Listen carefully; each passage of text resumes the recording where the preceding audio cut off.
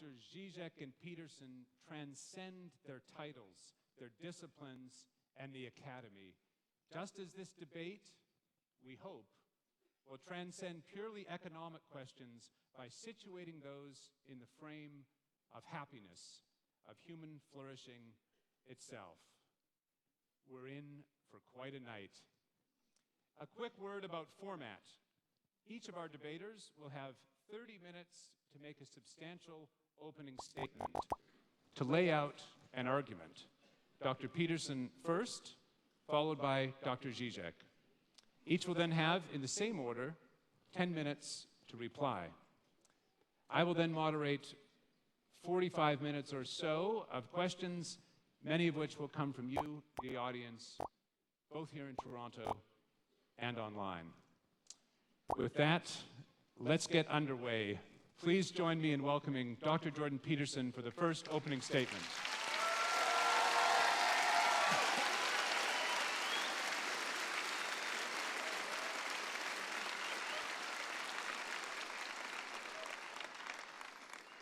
Well, thank you for that insanely enthusiastic welcome for the entire event and also for being here. I have to tell you first that this event, and I suppose my life in some sense, hit a new milestone that I was just made aware of by a stagehand today backstage, who informed me that last week the tickets for this event were being scalped online at a higher price than the tickets for the Leafs playoff games.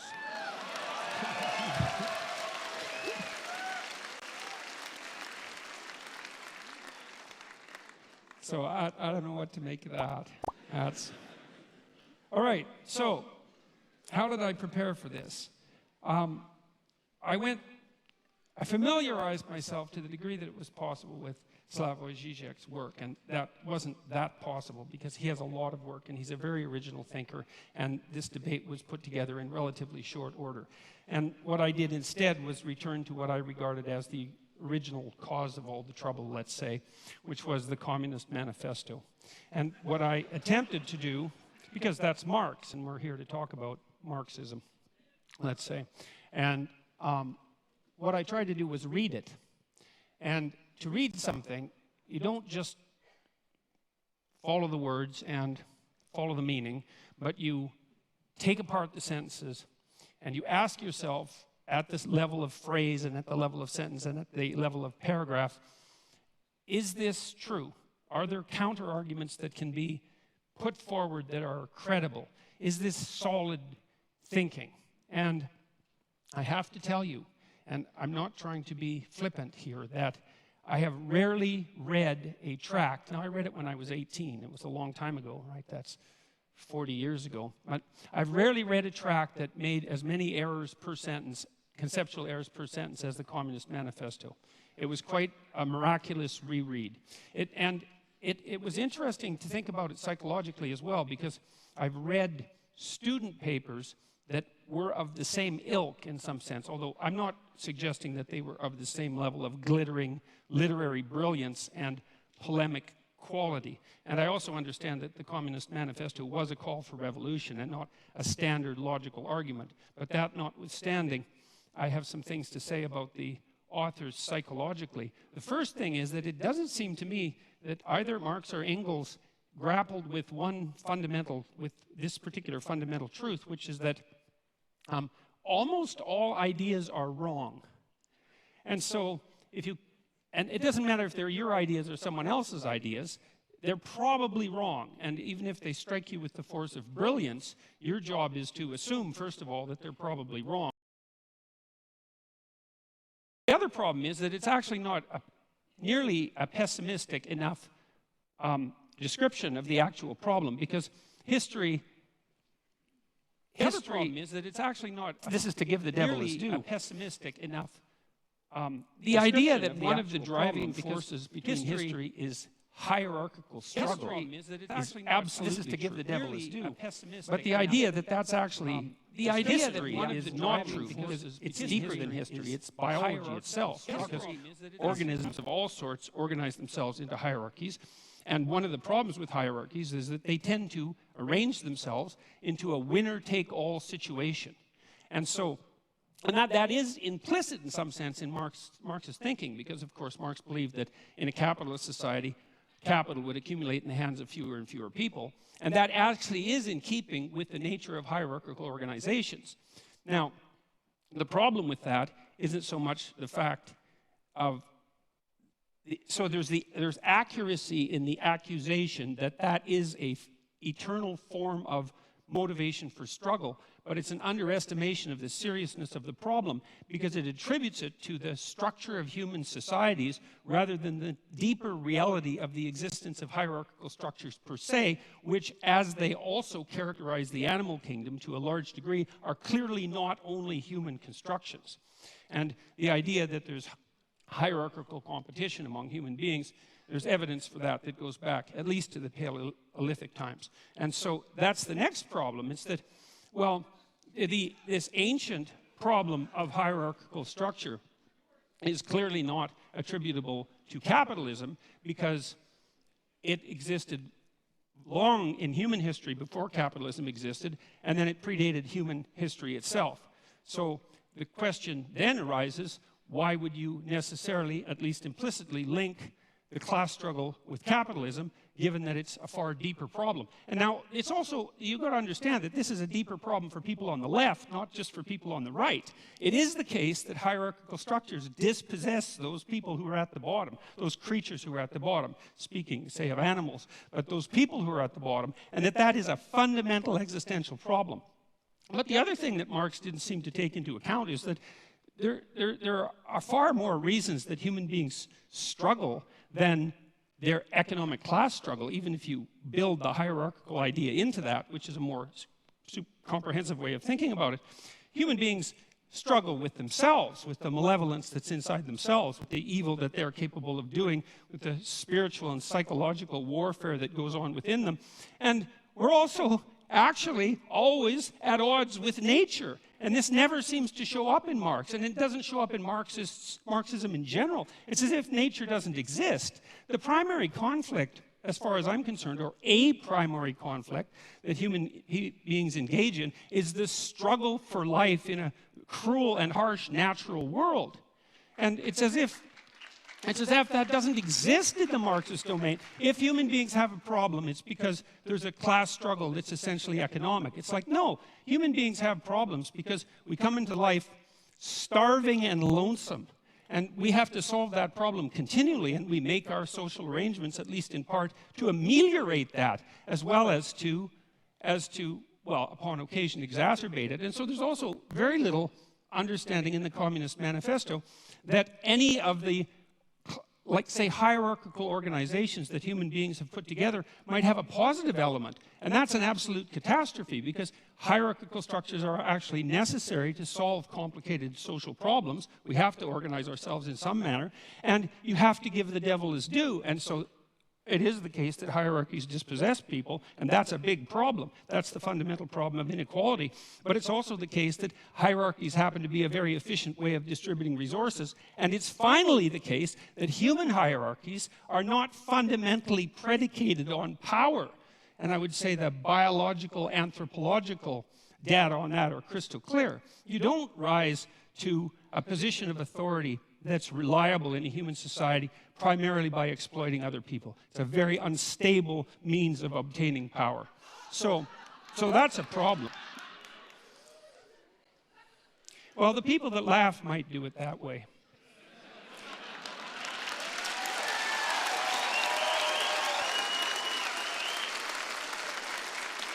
Okay, now another problem that comes up right away is that Marx also assumes that you can think about history as a binary class struggle with clear divisions between, say, the proletariat and the bourgeoisie. And that's actually a problem, because it's not so easy to make a firm division between who's exploiter and who's exploitee, let's say, because it's not obvious, like in the case of small shareholders, let's say, whether or not they happen to be part of the oppressed or part of the oppressor. This actually turned out to be a big problem in the Russian Revolution. And by big problem, I mean tremendously big problem. Because it turned out that you could fragment people into multiple identities, and that's a fairly easy thing to do, and you could usually find some axis along which they were part of the oppressor class. It might have been a consequence of their education, or it might have been a consequence of the wealth that they strived to accumulate during their life, or it might have been a consequence of the fact that they had parents or grandparents who were educated or rich, or that they were a member of the priesthood, or that they were socialists, or anyways, the listing of how it was possible for you to be bourgeois instead of proletariat grew immensely, and that was one of the reasons that the Red Terror claimed all the victims that it claimed. And so that was a huge problem. It was probably most exemplified by the demolition of the kulaks, who were basically peasant farmers, although effective ones in the Soviet Union, who had managed to raise themselves out of serfdom over a period of about 40 years and to gather some degree of material security about them. And about 1.8 million of them were exiled. About 400,000 were killed, and the net consequence of that removal of their private property because of their bourgeois status was arguably the death of 6 million Ukrainians in the famines of the 1930s. And so the binary class struggle idea, that was a bad idea. That was a very, very bad idea. It's also bad in this way, and this is a real sleight of hand that Marx pulls off, is you have a binary class division, proletariat and bourgeoisie, and you have an implicit idea that all of the good is on the side of the proletariat and all of the evil is on the side of the bourgeoisie. And that's classic group identity thinking. You know, it's one of the reasons I don't like identity politics, is because once you divide people into groups and pit them against one another, it's very easy to assume that all the evil in the world can be attributed to one group, the hypothetical oppressors, and all the good to the other. And that... Well, and that's naive. That's naive beyond comprehension, because it's absolutely foolish to make the presumption that you can identify someone's moral worth with their economic standing. So, and that actually turned out to be a real problem as well, because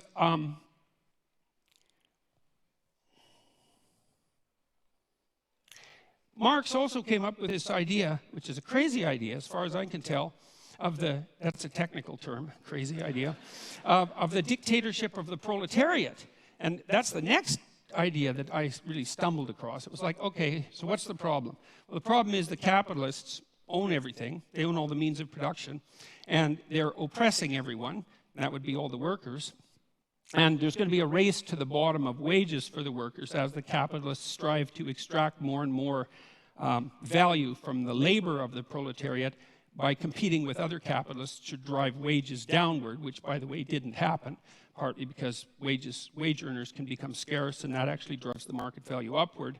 But the fact that you assume a priori that all the evil can be attributed to the capitalists and all the good, the bourgeoisie, and all the good could be attributed to the proletariat meant that you could hypothesized that a dictatorship of the proletariat could come about, and that was the first stage in the communist revolution. And remember, this is a call for revolution, and not just revolution, but bloody, violent revolution, and the overthrowing of all existent social structures.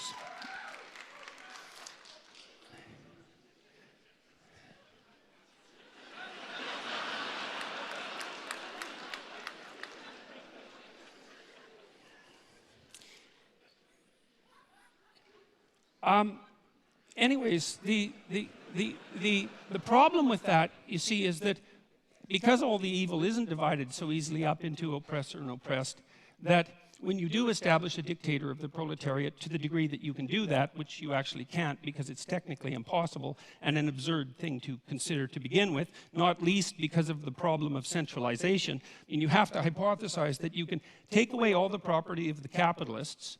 You can replace the capitalist class with a minority of proletariats. How they're going to be chosen isn't exactly clear in the Communist Manifesto. That none of the people who are from the proletariat class are going to be corrupted by that sudden access to power, because they're, well, by definition, good. So then you have the good people who are running the world, and you also have them centralized so that they can make decision decisions that are insanely complicated to make, in fact, impossibly complicated to make. And so that's a failure conceptually on both dimensions because, first of all the proletariat aren't going to be good, and when you put people in the same position as the evil capitalists, especially if you believe that social pressure is one of the determining factors of human character, which the Marxists certainly believe, then why wouldn't you assume that the proletariat would immediately become as or more corrupt than the capitalists, which is, of course, I would say exactly what happened every time this experiment was run. And then the next problem is, well, what makes you think that you can take some system as complicated as like capitalist free market society and centralize that and put decision-making power in the hands of a few people, the mechanisms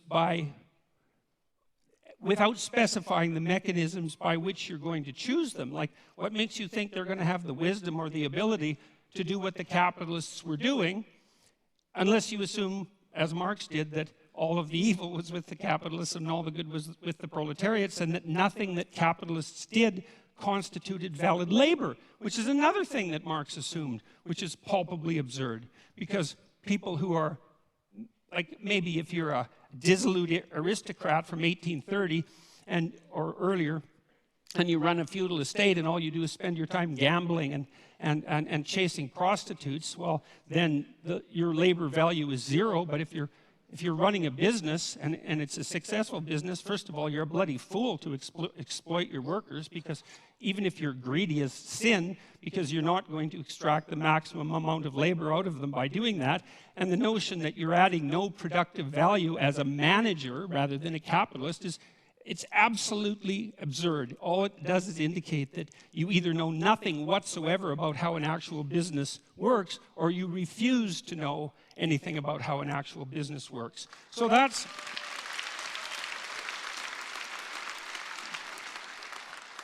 also a big problem. So then the next problem is the criticism of profit. It's like, well, what's wrong with profit exactly? What's the problem with profit? Well, the idea from the Marxist perspective was that profit was theft. But profit, well, can be theft because crooked people can run companies, and so sometimes profit is theft, but that certainly doesn't mean that it's always theft. What it means, in part at least, if the capitalist is adding value to the corporation, then there's some utility and some fairness in him or her extracting the value of their abstract labor, their thought, their abstract abilities, their ability to manage the company, and to engage in proper competition and product development and efficiency and the proper treatment of the workers and all of that. And then if they can create a profit, well, then they have a little bit of security for times that aren't so good, and that seems absolutely bloody necessary as far as I'm concerned. And then the next thing is, well, how can you grow if you don't have a profit? And if you have an enterprise that's valuable and worthwhile, and some enterprises are valuable and worthwhile, then it seems to me that a little bit of profit to help you grow seems to be the right approach. And then the other issue with profit, and you know this if you've ever run a business, is it's a really useful constraint.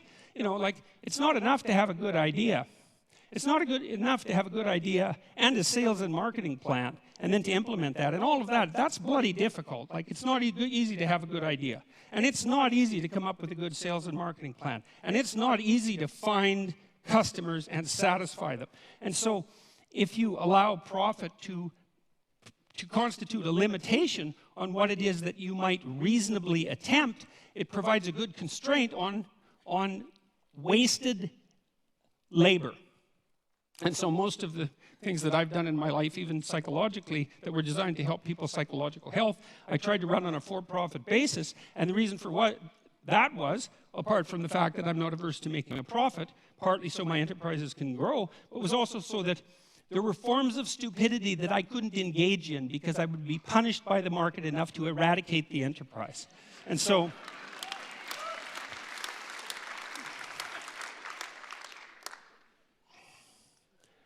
okay, and then so the next issue, this is a weird one.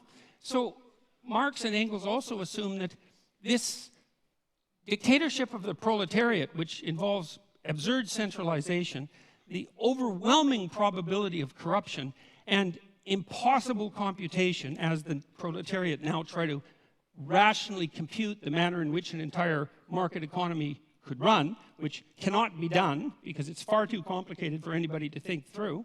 The next theory is that somehow the proletariat dictatorship would become magically hyperproductive.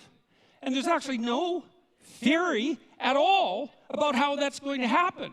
And so I had to infer the theory, and the theory seems to be that once you eradicate the bourgeoisie, because they're evil, and you get rid of their private property, and you eradicate the profit motive, then all of a sudden, magically, the small percentage of the proletariat who now run the society determine how they can make their productive enterprises productive enough so they become hyperproductive. Now, and they need to become hyperproductive for the last error to be logically coherent in relationship to the Marxist theory, which is that at some point the proletariat, the dictatorship of the proletariat, will become so hyperproductive that there'll be enough material goods for everyone across all dimensions. And when that happens, then what people will do is spontaneously engage in meaningful creative labor, which is what they had been alienated from in the capitalist horror show, and the utopia will be magically ushered in. But there's no indication about how that hyperproductivity is going to come about, and there's also no understanding that, well, that isn't the utopia that is going to suit everyone, because there are great differences between people. And some people are going to find what they want in love, and some are going to find it in social being, and some are going to find it in conflict and competition, and some are going to find it in creativity, as Marx pointed out. But the notion that will necessarily be the end goal for the utopian state is preposterous. And then there's the Dostoevskian observation too, which is one not to be taken lightly, which is, what sort of shallow conception of people do you have that makes you think that if you gave people enough bread and cake, in the Dostoevskian terms, and nothing to do with except to busy themselves with the continuity of the species, that they would all of a sudden become peaceful and heavenly? Dostoevsky's idea was that, we were built for trouble. And if we were ever handed everything we needed on a silver platter, the first thing we would do is engage in some form of creative destruction, just so something unexpected could happen, just so we could have the adventure of our lives. And I think there's something to be said for that.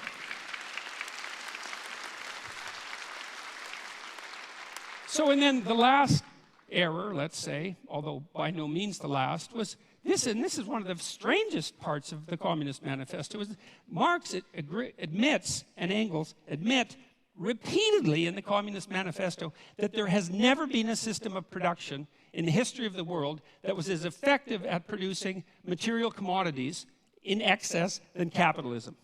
Like that's extensively documented in the Communist Manifesto. And so if your proposition is, look, we got to get as much material security for everyone as possible, as fast as we can, and capitalism already seems to be doing that at a rate that's unparalleled in human history, wouldn't the logical thing be just to let the damn system play itself out? I mean, unless you're assuming that the evil capitalists are just going to take all of the flat screen televisions and put them in one big room and not let anyone else have one. The logical assumption is that, well, you're already on a road that's supposed to produce the proper material productivity. And so, well, that's 10 reasons, as far as I can tell. And so what I saw in that the Communist Manifesto is like seriously flawed in virtually every way it could possibly be flawed, and also all in evidence that Marx was the kind of narcissistic thinker who could think. He was a very intelligent person, and so was Engels. But what he thought when he thought was that what he thought was correct. And he never went the second stage, which is, well, wait a second, how could all of this go terribly wrong? And if you're a thinker, especially a sociological thinker, especially a thinker on the broad scale, a social scientist, for example, one of your moral obligations is to think, you know, you might be wrong about one of your fundamental axioms, or 2 or 3 or 10, and as a consequence, you have the moral obligation to walk through the damn system and think, well, what if I'm completely wrong here and things invert and go exactly the wrong way? And like, I just can't understand how anybody could come up with an idea like the dictatorship of the proletariat, especially after advocating its implementation with violent means, which is a direct part of the Communist Manifesto, and actually think, if they were thinking, if they knew anything about human beings and the proclivity for malevolence that's part and parcel of the individual human being, that could do anything but lead to a special form of hell, which is precisely what did happen. And so I'm going to close, because I have 3 minutes, with a bit of evidence as well that Marx also thought that what would happen inevitably as a consequence of capitalism is the rich would get richer and the poor would get poorer. So there would be inequality. The first thing I'd like to say is, we do not know how to set up a human system of economics without inequality. No one has ever managed it, including the communists. And the form of inequality changed, and it's not obvious by any stretch of imagination that the free market economies of the West have more inequality than the less free economies in the rest of the world. And the one thing you can say about capitalism is that although it produces inequality, which it absolutely does, it also produces wealth. And all the other systems don't. They just produce inequality.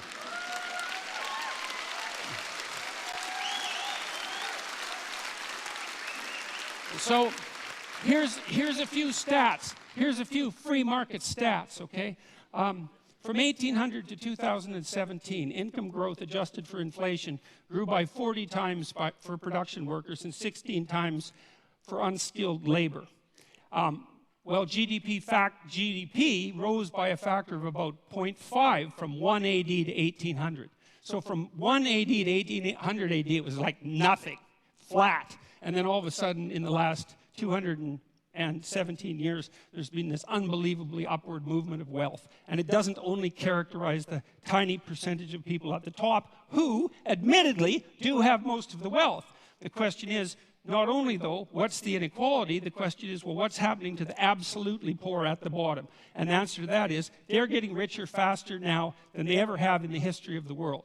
And we're eradicating poverty in countries that have adopted moderate free market policies at a rate that's unparalleled. So here's an example. One of the UN millennial goals was to reduce the rate of absolute poverty in the world by 50% between 2000 and 2015. And they defined that as $1.90 a day. Pretty low, you know, but you have to start somewhere. We hit that at 2012. 3 years ahead of schedule.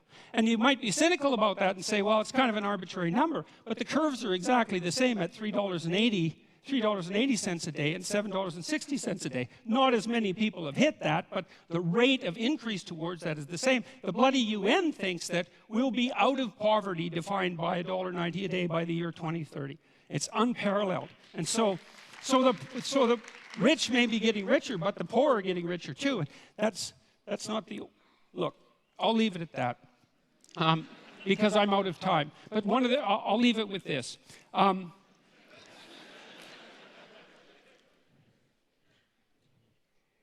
The poor are not getting poorer under capitalism. The poor are getting richer under capitalism by a large margin. And I'll leave you with one statistic, which is that now in Africa, the child mortality rate in Africa now is the same as the child mortality rate was in Europe in 1952. And so that's happened within the span of one lifetime. And so if you're for the poor, if you're actually concerned that the poorest people in the world rise above their starvation levels, then all the evidence suggests that the best way to do that is to implement something approximating a free market economy. And so, thank you very much.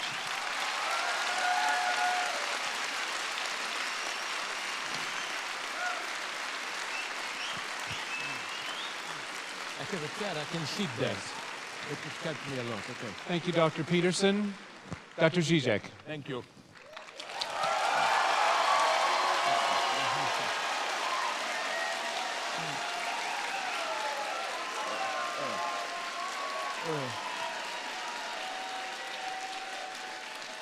Okay. First, a brief introductory remark. I cannot but notice the irony of how Peterson and I, the participants in this duel of the century, are both marginalized by the official academic community. I'm supposed to defend here the left liberal line against neoconservatives. Really? Most of the attacks on me are now precisely from left liberals.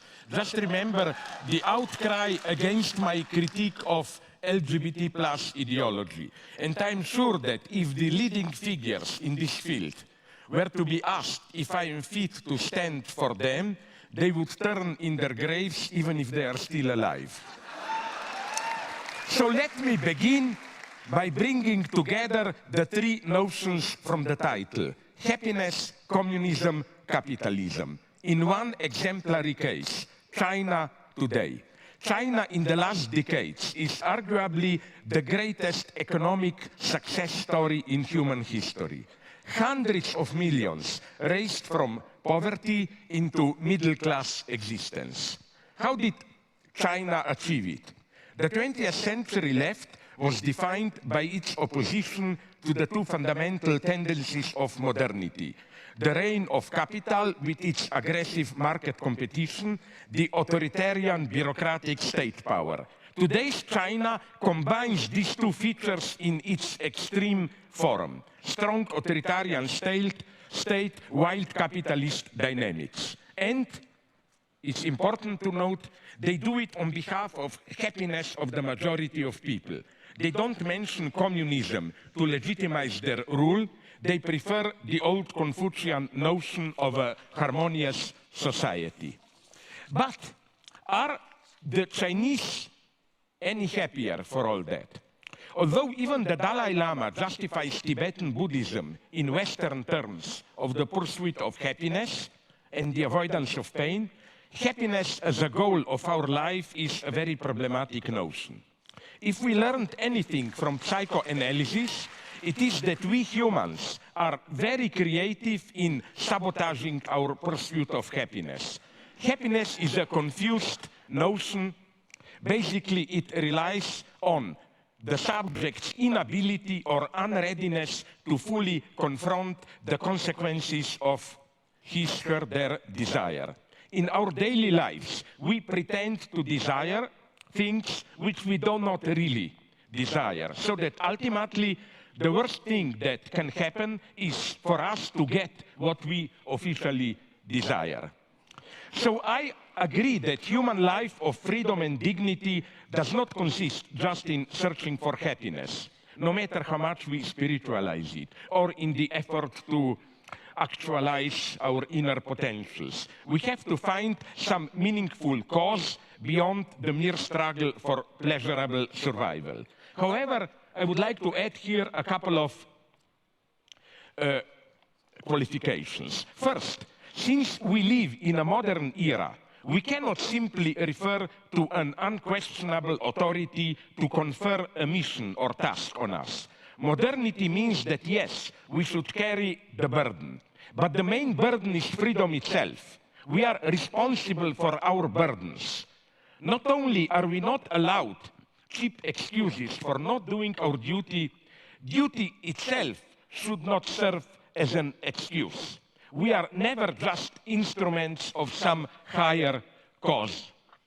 Once traditional authority loses its substantial power, it is not possible to return to it. All such returns are today a postmodern fake. Does Donald Trump stand for traditional values? No. His conservatism is a postmodern performance, a gigantic ego trip. In this sense of playing with traditional values, of mixing references to them with open obscenities, Trump is the ultimate postmodern president. If we compare Trump with Bernie Sanders, Trump is a postmodern politician at its purest, while Sanders is rather an old-fashioned moralist. Conservative thinkers claim that the origin of our crisis is the loss of our reliance on some transcendent divinity or higher value. If we are left to ourselves, if everything is historically conditioned and relative, then there is nothing preventing us to indulge in our lowest tendencies. But is this really the lesson to be learned from mob killing, looting, and burning on behalf of religion? It is often claimed that, true or not, religion makes some otherwise bad people do good things. From today's experience, I think we should rather stick to Steve Weinberg's claim that while without religion, good people would have been doing good things and bad people bad things, only something like religion can make good people do bad things. More than a century ago, in his Brothers Karamazov, Dostoevsky warned against the dangers of godless moral nihilism. If God doesn't exist, then everything is permitted. The French philosopher André Glucksmann applied Dostoevsky's critique of godless nihilism to September 11th. And the title of his book, Dostoevsky in Manhattan, suggests, as this title suggests, he couldn't have been more wrong. The lesson of today's terrorism is that if there is a God, then everything, even blowing up hundreds of innocent bystanders, is permitted to those who claim to act directly on behalf of God. The same goes also for godless Stalinist communists. They are the ultimate proof of it. Everything was permitted to them since they perceived themselves as direct instrument of their divinity, of the historical necessity of progress towards communism. That's the big problem of ideologies. How to make good, decent people do horrible things. Second, yes, we should carry our burden, accept the suffering that goes with it. But a danger lurks here, that of a subtle reversal. Don't fall in love, that's my position, with your suffering. Never presume that your suffering is in itself a proof of your authenticity. Renunciation of pleasure can easily turn into pleasure of renunciation itself. For example, an example not from neoconservatives. White left liberals love to denigrate their own culture and blame Eurocentrism for our evils. But it is instantly clear how this self-denigration brings a profit of its own. Through this renouncing of their particular roots, multicultural liberals reserve for themselves the universal position, graciously soliciting others to assert their particular identity. White multiculturalist liberals embody the lie of identity politics. Next point. Jacques Lacan wrote something paradoxical but deeply true, that even if what a jealous husband claims about his wife, that she sleeps with other men, is all true, his jealousy is nonetheless pathological. The pathological element is the husband's need for jealousy as the only way for him to sustain his identity. Along the same lines, one could say that even if most of the Nazi claims about Jews, they exploit Germans, they seduce German girls, and so on, were true, which they were not, of course, their anti-Semitism would still be a pathological phenomenon, because it ignored the true reason why the Nazis needed anti-Semitism. In the Nazi vision, their society is an organic whole of harmonious collaboration, so an external intruder is needed to account for divisions and antagonisms.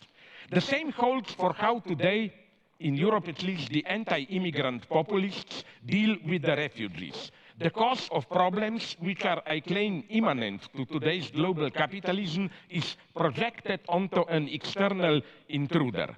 Again, even if the reported incident with the refugees, there are great problems, I admit it. Even all these reports are true. The populist story about them is a lie. With anti-Semitism, we are approaching the topic of telling stories. Hitler was one of the greatest storytellers of the 20th century. In the 1920s, many Germans experienced their situation as a confused mess. They didn't understand what is happening to them with military defeat, economic crisis, what they perceived as moral decay, and so on. Hitler provided a story, a plot, which was precisely that of a Jewish plot. We are in this mess because of the Jews. That's what I would like to insist on. We are telling ourselves stories about ourselves in order to acquire a meaningful experience of our lives. However, this is not enough.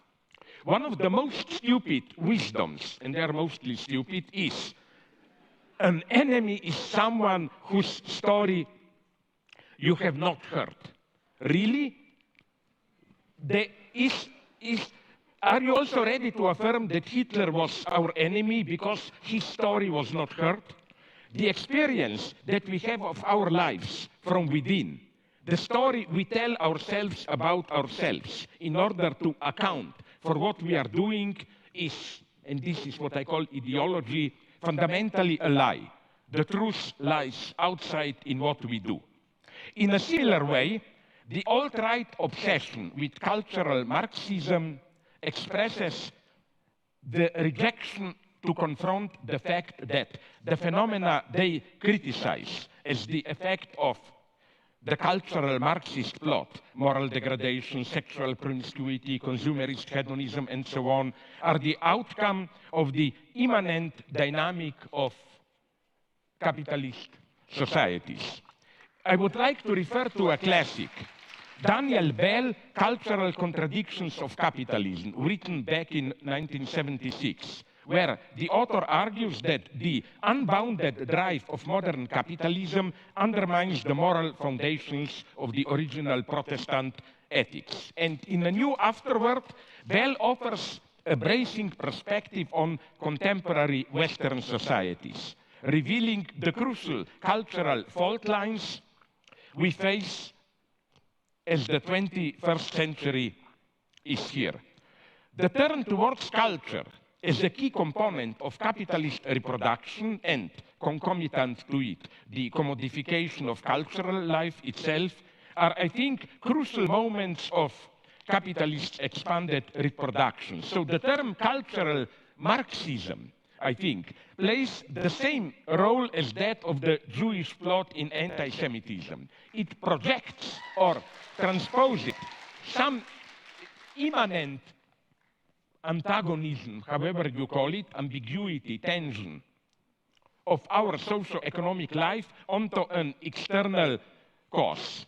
In exactly the same way, now let me give you a different, more problematic example. In exactly the same way, liberal critics of Trump and alt-right never seriously asked how our liberal society could give birth to Trump. In this sense, the image of Donald Trump is also a fetish, the last thing a liberal sees before confronting actual social tensions.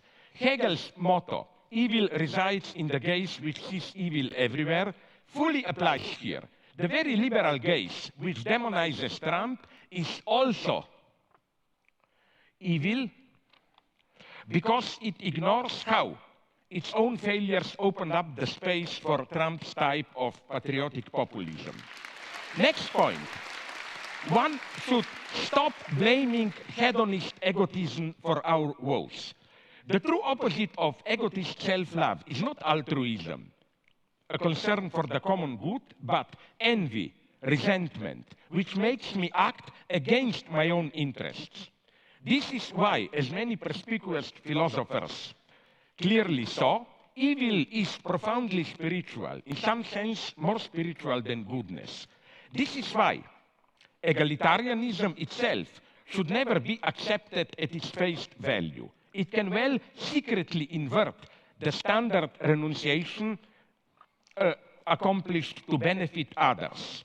Egalitarianism often de facto means I am ready to renounce something so that others will also not have it. This is, I think, now comes the problematic part for some of you maybe, the problem with political correctness. What appears as its excesses, its regulatory zeal, is, I think, an impotent reaction that masks the reality of a defeat. My hero is here a black lady, Tarana Burke, who created the Me Too campaign more than a decade ago. She observed in a recent critical note that in the years since the movement began, it deployed an unwavering obsession with the perpetrators. Me Too is all too often a genuine protest filtered through resentment. Should we then drop egalitarianism? No. Equality can also mean, and that's the equality I advocate, creating the space for as many as possible individuals to develop their different potentials. It is, that's my paradoxical claim, it is today's capitalism that equalizes us too much and causes the loss of many talents. So what about the balance between equality and hierarchy? Did we really move too much in the direction of equality? Is there, in today's United States, really too much equality? I think a simple overview of the situation points in the opposite direction. Far from pushing us too far, the left is gradually losing its ground already for decades. Its trademarks, universal healthcare, free education, and so on, are continuously diminished. Look at Bernie Sanders, and I don't idealize him, program. It is just a version of what half a century ago in Europe was simply the predominant social democracy, and it's today decried as a threat to our freedoms, to the American way of life, and so on and so on. I see no threat to free creativity in this program. On the contrary, I see healthcare and education and so on as enabling me to focus my life on more important creative issues. I see equality, this basic equality of chances, as a space for creating differences, and yes, why not, even different, more appropriate hierarchies. Furthermore, I find it very hard to ground today's inequalities, as they are documented, for example, by Piketty in his book, to ground today's inequalities in different competencies. Competencies for what? In totalitarian states, competencies are determined politically. But market success is also not innocent and neutral as a regulator of the social recognition of competencies. Let me now briefly deal with in a friendly way, I claim, with what became known, sorry for the irony, as the lobster topic. I'm far from a simple social constructionism here. I deeply appreciate evolutionary thought. Of course, we are also natural beings, and our DNA, as we all know, overlaps, I may be wrong, around 98% with that of some monkeys. This means something, but nature, I think we should never forget this, is not a stable hierarchical system, but full of improvisations. It develops like French cuisine. A French guy gave me this idea that the origin of many famous French dishes or drinks is that when they wanted to produce a standard piece of food or drink, something went wrong, but then they realized that this failure can be resold as success. They were making cheese in the usual way, but the cheese got rotten and infected, smelling bad, and they said, oh my God, look, we have our own original French cheese. Or they were making wine in the usual way. Then something went wrong with fermentations, and so they began to produce champagne, and so on and so on. I'm not making just a joke here, because I think that it is exactly like this that, and that's the lesson of psychoanalysis, that our sexuality works. Sexual instincts are, of course, biologically determined. But look what we humans made out of them. They are not limited to the mating season. they can develop into a permanent obsession, sustained by obstacles that demand to be overcome. In short, into a properly metaphysical passion that perturbs the biological rhythm, with twists like endlessly prolonging satisfaction in courtly love, engaging in different perversions, and so on and so on. So it's still, yes, biologically conditioned sexuality, but it is, if I may use this term, transfunctionalized. It becomes a moment of a different cultural, however you call it, logic. And I claim the same goes for tradition. T.S. Eliot, the great conservative, wrote, quote, "What happens when a new work of art is created is something that happens simultaneously to all the work of art which preceded it. The past should be altered by the present as much as the present is directed by the past." End of quote. What does this mean? Let me mention the change enacted by Christianity. It's not just that, in spite of all our natural and cultural differences, the same divine spark dwells in everyone. But this divine spark enables us to create what Christians call Holy Ghost or Holy Spirit, a community in which hierarchic family values are at some level at least abolished. Remember Paul's words from Galatians. There is no longer Jew or Greek. There is no longer male and female in Christ. Democracy extends this logic to the political space. In spite of all differences in competence, the ultimate decision should stay with all of us. The wager of democracy is that we should not give all power to competent experts. It was precisely communists in power who legitimized their rule by posing as fake experts. And incidentally, I'm far from believing in ordinary people's wisdom. We often need a master figure to push us out of an inertia. And I'm not afraid to say that forces us to be free. Freedom and responsibility hurt. They require an effort.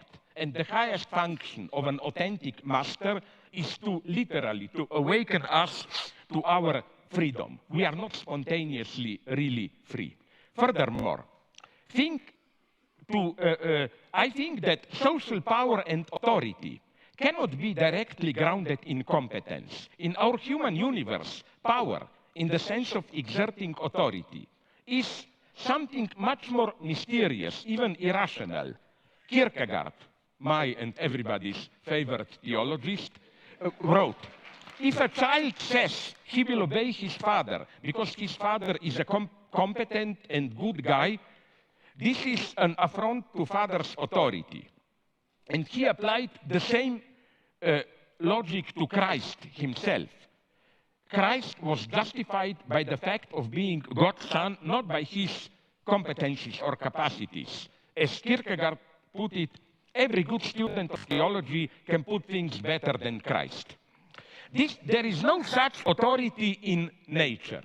Lobsters may have hierarchy, undoubtedly, but the main guy among them, I don't think he has authority in this sense. Again, the wager of democracy is that, and that's the subtle thing, not against competence and so on, but that political power and competence or expertise should be kept apart.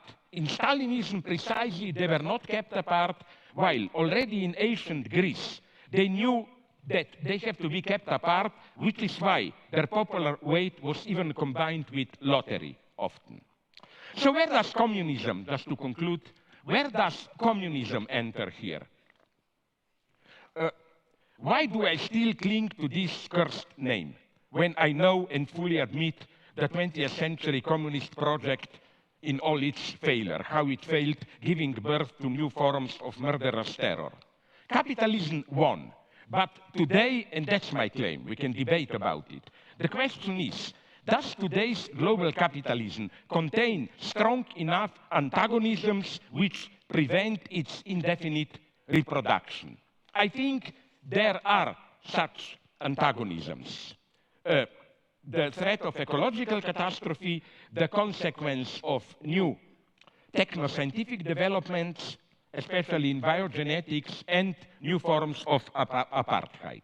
All these antagonisms concern what Marx called commons, the shared substance of our social being. First, of course, the commons of external nature, threatened by pollution, global warming, and so on. Now, let me be precise here.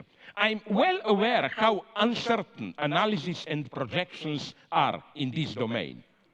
It will be certain only when it will be too late. And I am well aware of the temptation to engage in precipitous extrapolations. When I was younger, to give you a critical example, there was in Germany an obsession with Waldsterben, the dying of forests, with predictions that in a couple of decades, Europe will be without forests. But according to recent estimates, there are now more forest areas in Europe than 100 years or 50 years ago.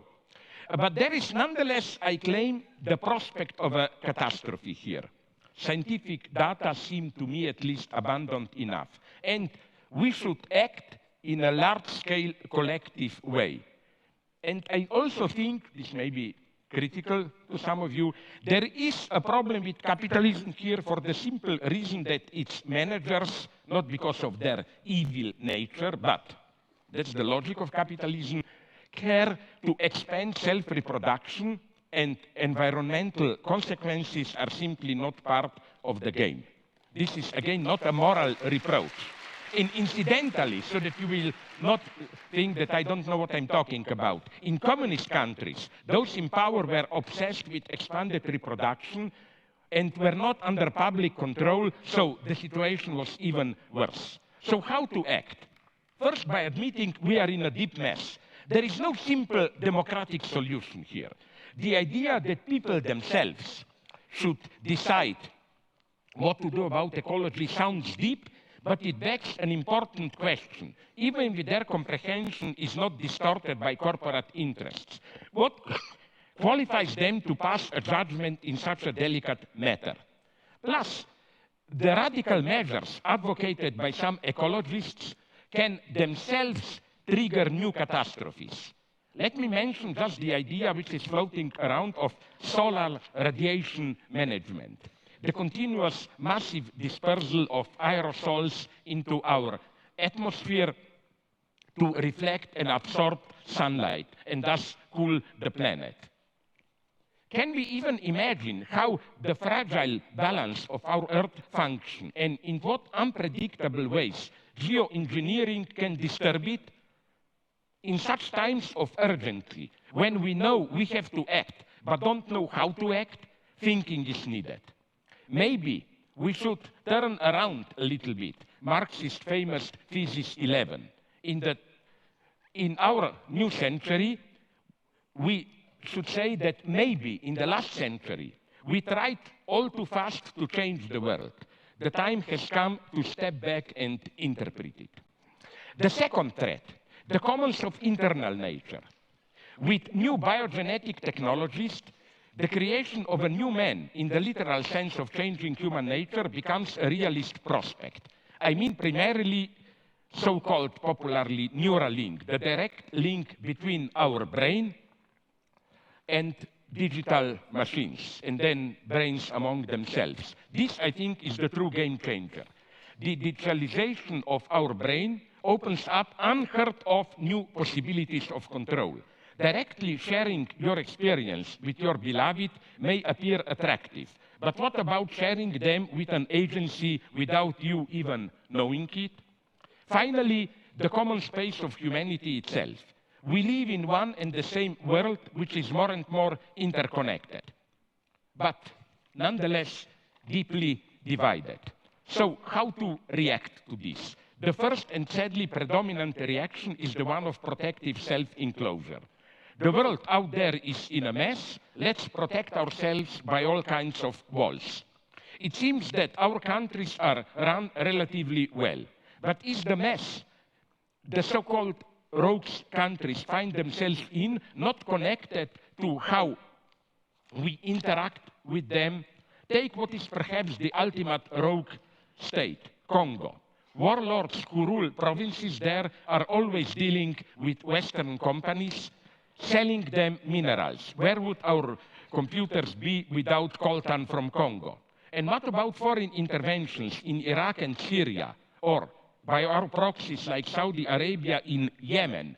Here, refugees are created. A new world order is emerging, a world of... Can I just finish the page? 2 minutes, literally. A world of peaceful coexistence of civilizations, but in what way does it function? Forced marriages and homophobia are okay, just that they are limited to another country, which is otherwise fully included into the world market. This is how refugees, again, are created. The second reaction is global capitalism with a human face. Think about socially responsible corporate figures like Bill Gates or George Soros. They passionately support LGBT, they advocate charities, and so on. But even in its extreme form, opening up our borders to the refugees, treating them like one of us, they only provide what in medicine is called a symptomatic treatment. The solution is not for the rich Western countries to receive all immigrants, but somehow to try to change the situation which creates massive waves of immigration. And we are complicit in this. Is such a change a utopia? No. The true utopia is that we can survive without such a change. So here I think, I know it's provocative to call this a plea for communism. I do it a little bit to provoke things. But what is needed is nonetheless in all these spheres, I claim, ecology, digital control, unity of the world, capitalist market, which does great things, I admit it, has to be somehow limited, regulated, and so on. Before you say it's a utopia, I will tell you, but just think about in what way global market already functions today. I always thought that neoliberalism is a fake term. If you look closely, you will see that state plays today more important role than ever precisely in the richest capitalist economies. So, you know, the market is already limited, but not in the right way, to put it naively. So, a pessimist conclusion. What will happen? In spite of protests here and there, we will probably continue to slide towards some kind of apocalypse, awaiting large catastrophes to awaken us. So I don't accept any cheap optimism. When somebody tries to convince me that in spite of all the problems, there is a light at the end of the tunnel, my instant reply is yes, and it's probably another train coming towards us. Thank you very much.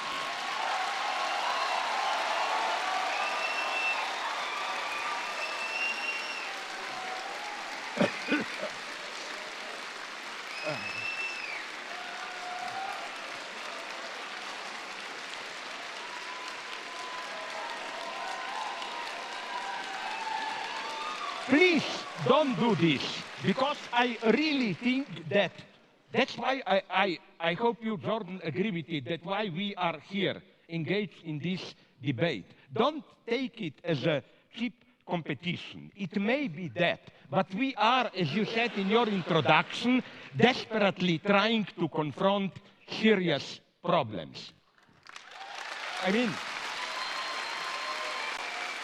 for example, when I mentioned China, I didn't mean to celebrate it. That worries me terribly. My God, is this our future? No. Sorry for this. Sorry, please. Discount, take away this from my 10 minutes. No problem. No problem. No problem. Dr. Peterson, 10 minutes to you to reply.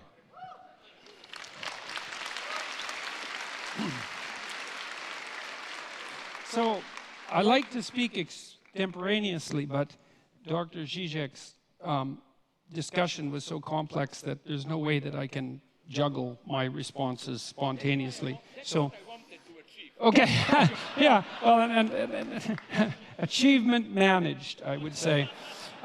So I heard much of much of what I heard I agreed with, but we can get to that. I'm going to respond. Keep that. Pull out the knife. All right. All right. Well, I heard a criticism of capitalism, but no real support of Marxism. And that's an interesting thing, because for me, the terms of the argument were, well, there were three terms of the argument, let's say. There was capitalism, there was Marxism, and there was happiness. And I would say Dr. Zizek focused probably more on the problems of capitalism and the problems of happiness than on the utility of Marxism. And that actually comes as a surprise to me, because I presumed that much of what I would hear would be a support of something approximating traditional or even a-traditional Marxism, which is why I organized the first part of my talk as an attack against Marxism per se. Okay, so now Zizek points out that there are problems of capitalism. And I would like to say that I'm perfectly aware that there are problems with capitalism. I wasn't defending capitalism, actually, in some sense. I was defending it in comparison to communism, which is not the same thing. Because as Winston Churchill said about democracy, you know, it's the worst form of government there is, except for all the other forms.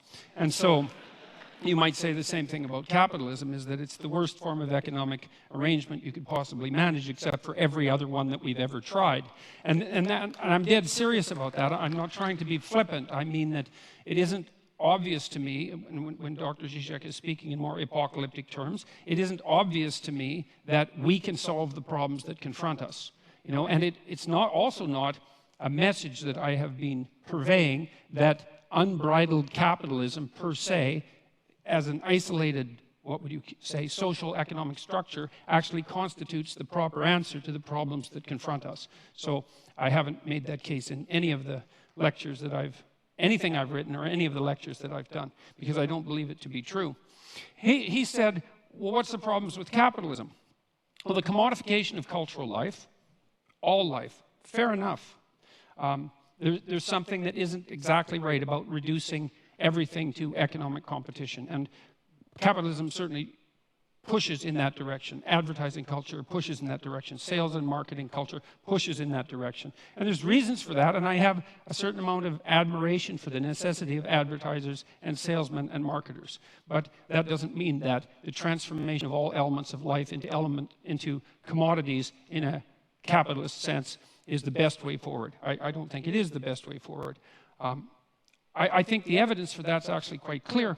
There is, by the way, a relationship. This is something I didn't point out before. There is a relationship between wealth and happiness. It's quite well defined in the psychological literature. Now, it's not exactly obvious whether the happiness measures are measures of happiness or whether they're measures of the absence of misery. And my sense is, as a psychometrician who's looked at these scales, that people are more concerned with not being miserable than they are with being happy. And those are all actually separate emotional states mediated by different psychobiological systems. It's a technical point, but it's an important one. There is a relationship between absolute level of income and self-reported lack of misery or happiness. And it's pretty linear until you hit, I would say, something approximating decent working class income. And so what seems to happen is that wealth makes you happy as long as it keeps the bill collectors at bay. Like once you've got to the point where the misery is staved off as much as it can be by the fact that you're not in absolutely economically dire straits, then adding more money to your life has no relationship whatsoever to your well-being. And so it's clear that past a certain minimal point, additional material provision is not sufficient to, let's say, redeem us individually or socially. And it's certainly the case that the radical wealth production that characterizes capitalism might produce a fatal threat to the structure of our social systems and our broader ecosystems. Who knows? I'm not absolutely convinced of that for a variety of reasons. I mean, Zizek pointed out, for example, that there are more forests in Europe now than there were 100 years ago. There's actually more forests in the entire northern hemisphere than there were 100 years ago. And the news on the ecological front is not as dismal as the people who put out the most dismal news would have you think. And there is some possibility. That doesn't mean that there aren't elements of it that are dismal. You know, what we've done to the oceans is definitely something catastrophic, and we definitely have our problems. But it is possible that human ingenuity might solve that. What else? There are inequalities generated by capitalism, a proclivity towards a shallow materialism, the probability of corruption.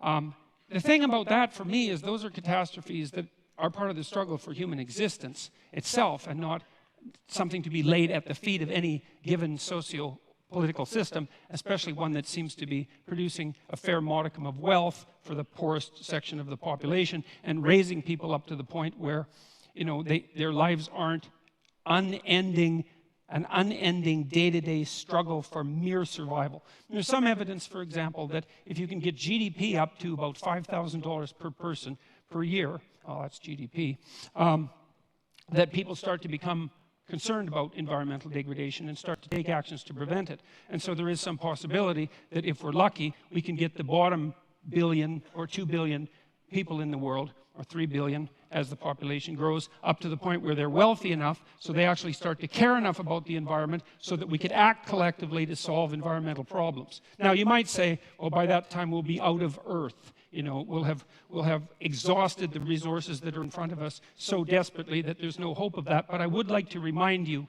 of a famous bet between Julian Simon and the biologist at Stanford who wrote, Paul Ehrlich, who wrote The Population Bomb.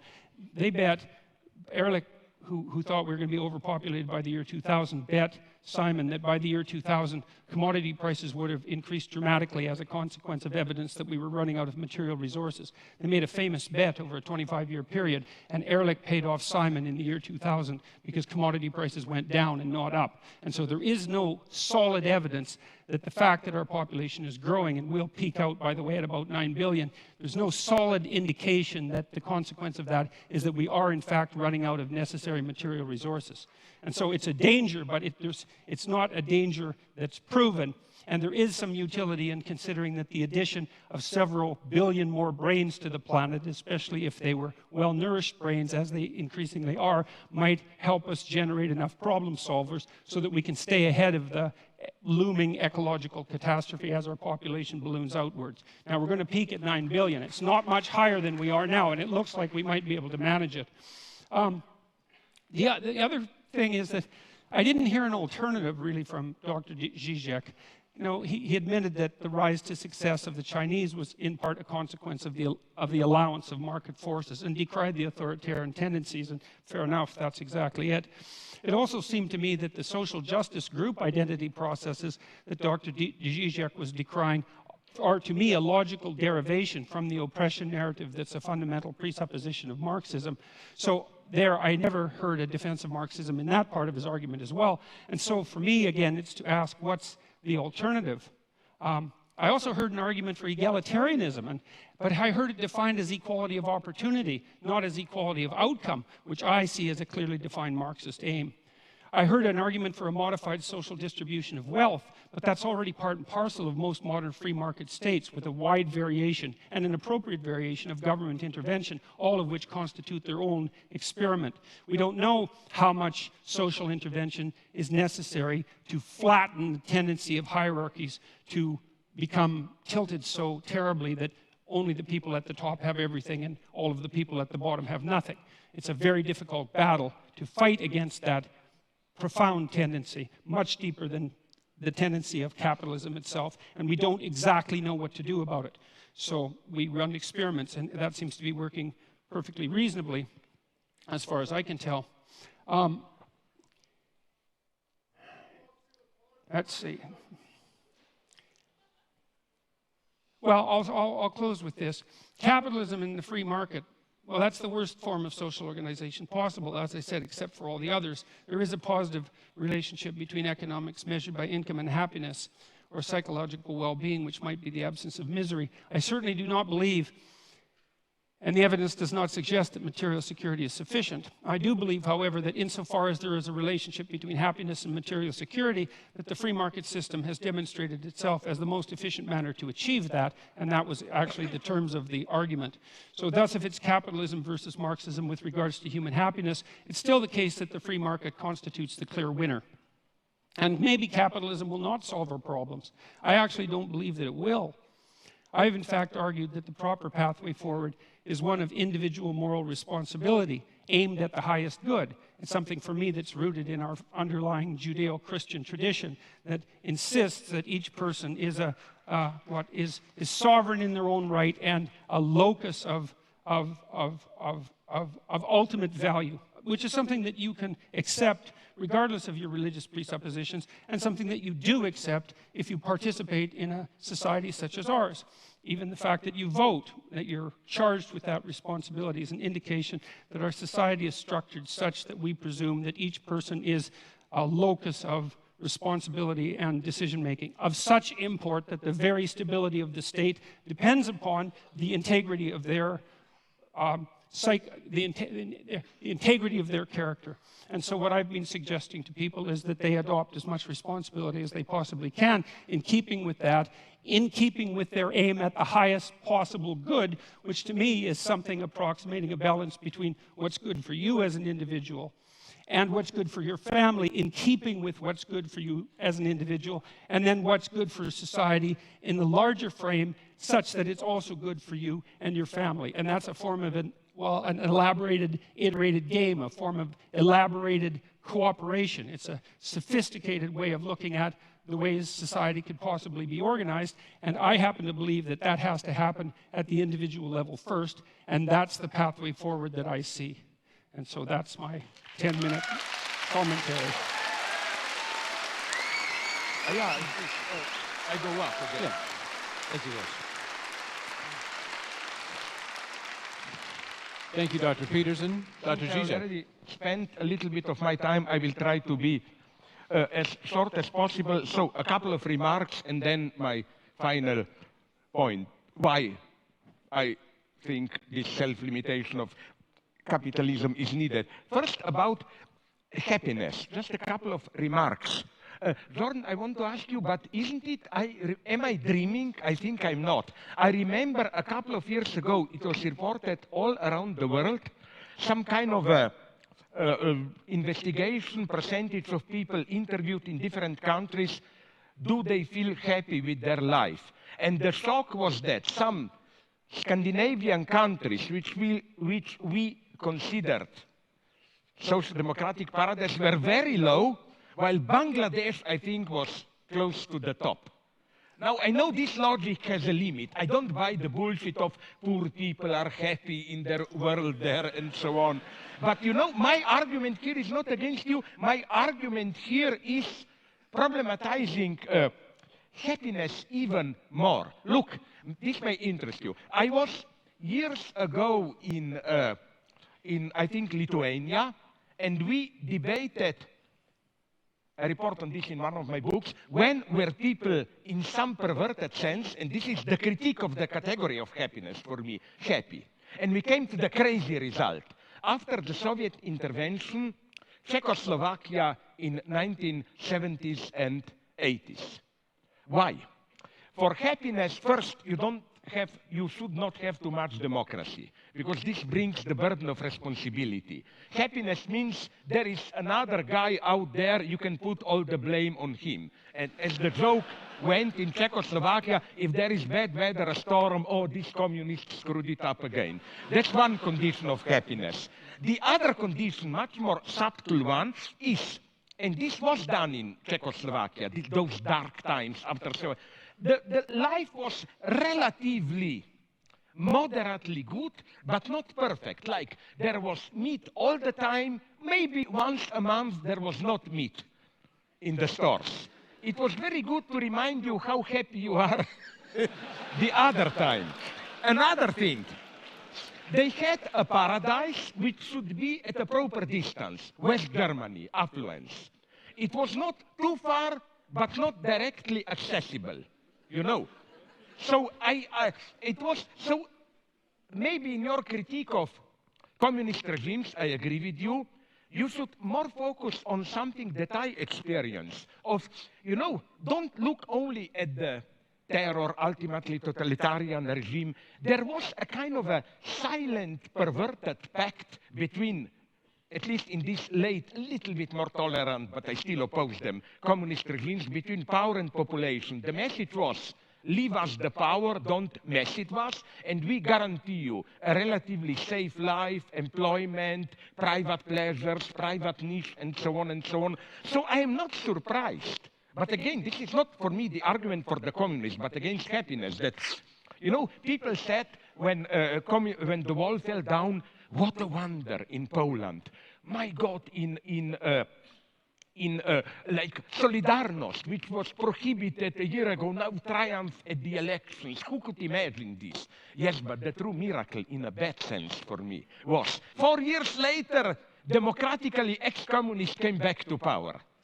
So, you know, again, this is for me not the argument for them, but simply for the, let's call it, corruptive nature of happiness. So my formula, maybe you would agree with it, is, my basic dogma is happiness should be treated as a necessary byproduct. If you focus on it, you are lost. It comes as a byproduct of you working for a cause and so on. That's the basic thing for me. Second point, maybe we disagree here. China, of course, the miracle, economic miracle was due to unleashing market reform and so on. But, and here comes my pessimism. Some of my liberal friends are telling me, yes, imagine what would they have achieved with also political democratization. I'm a pessimist here. No, they found a perfect formula of how. And that's the paradox of China today. The Communist Party is the best manager of capitalism and protector against workers. The truly dangerous thing in China today is not to flirt with Western ideas, is to organize trade unions, you know, like this is what worries me. This perfect combination between unleashing capitalism and still the authoritarian rule, or to put it in another way, my worry is that today, all around the world, this eternal marriage between capitalism and democracy is slowly disappearing. Till now, I admit it, capitalism needed from time to time some 10, 20 years of dictatorship. When things started to improve, democracy returned. Chile, South Korea, and so on. I wonder if we are still at that. Now, just very quickly, your basic point in the introduction, in your introduction. You know, I'm tempted to say, the way you presented Communist Manifesto, the simplified image, and so on, it's crazy to say, but on many points I agree with you, and it's a very complex argument. Marx didn't have, for example, a good theory of how social power exists. His idea was simply with disappearance of class structure. It's secretly, although he wouldn't have accepted it, a technocratic dream. Like, by experts, social life will be run as a perfect machine. Although he was at least aware of the problem, which is why he was so enthusiastic, Marx, about Paris Commune, you know, which was precisely not centralized power. So I'm not just defending Marx. I'm saying it was not clear to him. And so let's drop that. Maybe I have more interesting things to say. Another point. Nonetheless, at one point I'm ready to claim, where did you find this? This goes maybe for today's politically correct jerks and so on, that this egalitarianism. There is one passage in his late critique of Gotha program where Marx directly accesses the problem of equality. And he dismisses it as a strict bourgeois category. Explicitly. For him, communism is not egalitarianism. It's, yes, hierarchies, but not based on capitalism. Okay, I'm not totally defending here Marx. I'm just saying, don't republish to Marx. Okay, but to conclude, because, yes, I want to keep my promise to be a little bit shorter. You know, I agree with you on many points, but you know what's my problem with my problem that I was aiming at. With all the openings, I know we don't know really what is happening with ecology and so on. And this is okay, let's take oceans. You mentioned them. But isn't it, for me, correct me if I'm wrong, and I don't mean this rhetorically, maybe I'm really wrong, but the problem of oceans, the only way for me is some kind of cooperated international action and so on. You cannot simply leave it to the market. That's what I'm saying. This is the fateful limit that I see. About this diminishing poverty and so on, I am aware of it. I tend to agree with it. But I, at the same time, see so many explosive tensions. For example, do you know about South Africa? It's a terrifying situation on the edge of the civil war. To be very brutal, the only thing that, I'm simplifying it, that really happened with end of apartheid is that the old ruling class, I simplify it in grotesque Marxist terms, was joined by a new black ruling class, which is not doing a good job, so they are trying to play the race card. It's still the consequence of white colonialism and so on and so on, but tensions are terrifying. And here I was pleading for not abolishing borders and so on, but this type of, I don't know how to put it, global change cooperation, like, again, the example of Congo that I mentioned, or like forget that killing of that guy Khashoggi, it's horrible, but the true nightmare is Yemen today. I mean, you said somewhere that we should well think without engaging in large-scale reform what the consequences will be. Okay, very briefly, I agree with you that the gap of standard Marxism was that the proletarian revolution will be a place where you do something and you know exactly what you do. If there is a lesson of the 20th century, is that this tragic logic, you want something maybe good, the result is catastrophic, holds absolutely also for revolutions and so on and so on. But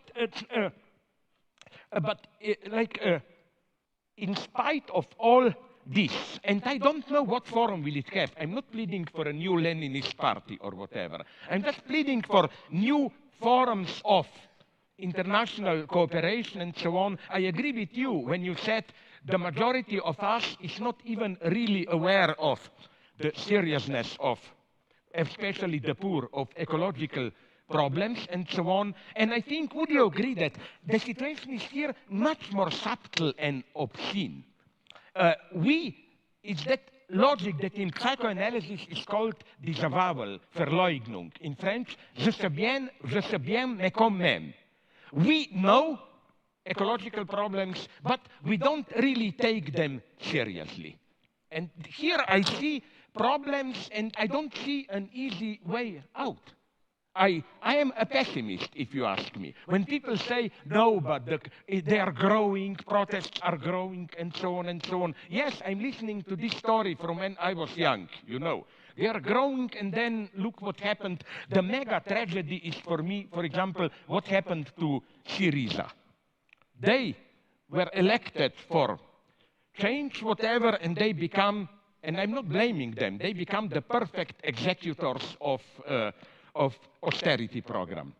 So I just see problems. I'm a pessimist. And I'm not a radical pessimist. But you have to, maybe here we are different. I noticed with your final speech, that final moments of your intervention, that it's very strange, because usually Marxists have this stupid optimist anthropology. Just get rid of capitalist terror and we will all be happy.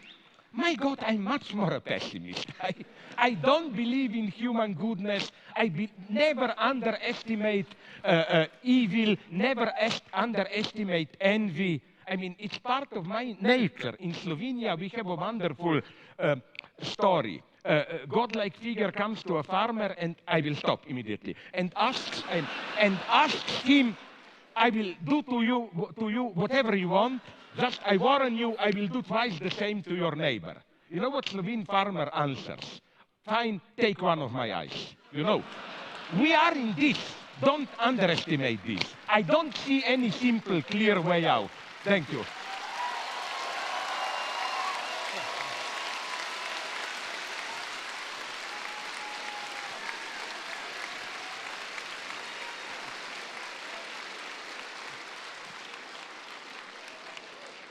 Thank you both very much. It's pretty clear, I think, to all of us that you both have quite a bit to say to each other. And so... And to ourselves. And so I think before we jump to some audience questions, I thought it would be nice to give each of you a chance to ask a response or ask a question or two from each other. So starting with you, Dr. Peterson. Maybe you want simply to counterattack. It wasn't fair to... Well, I've only... To do your reply. I had 3 questions, and okay. 2 of them are now completely irrelevant. And so I have 1 left, I guess. And I'm not sure that it's a fair question, but maybe it's... Yeah. It seems to me to be a fair question. Okay. You're a strange Marxist to have a discussion with. And, well, but here's why. This is not an insult by any stretch of the imagination. I mean, one of the things that struck me when I was looking at your work was that you're, well, first of all, you're a character, you know, and that's an interesting thing. Like you're... Is this an insult or not? It's not an insult. It's a sign of originality, and it's a sign of a certain amount of moral courage, and it's a sign of a certain temperament, and it makes you humorous and charismatic and attractive, and I think you appeal to young people the way that outside intellectual rebels appeal to young people, and so those are all positive things that can be used positively or negatively. And my question is, like, it seems to me that your reputation, unless I'm very misinformed about this, is as a strong supporter of Marxist doctrines on the left, or was that? And so then my question is, given the originality of your thought, why is it that you came to presume at some point in your life, perhaps not now and perhaps still, that the promotion of Marxism rather than Zizekism was appropriate? Because it seems to me that there's enough originality in your body of thought and lateral thinking in the manner in which you approach intellectual ideas that there's just no reason for you to be allied with a doctrine that's 170 years old and that is, if capitalism is rife with problems, is twice as rife with problems as that. And so you're kind of a mystery to me in that way. And so that's my question. Okay. Very briefly, I developed systematically in my books critical insights into many traditional Marxist theses, so no doubt here.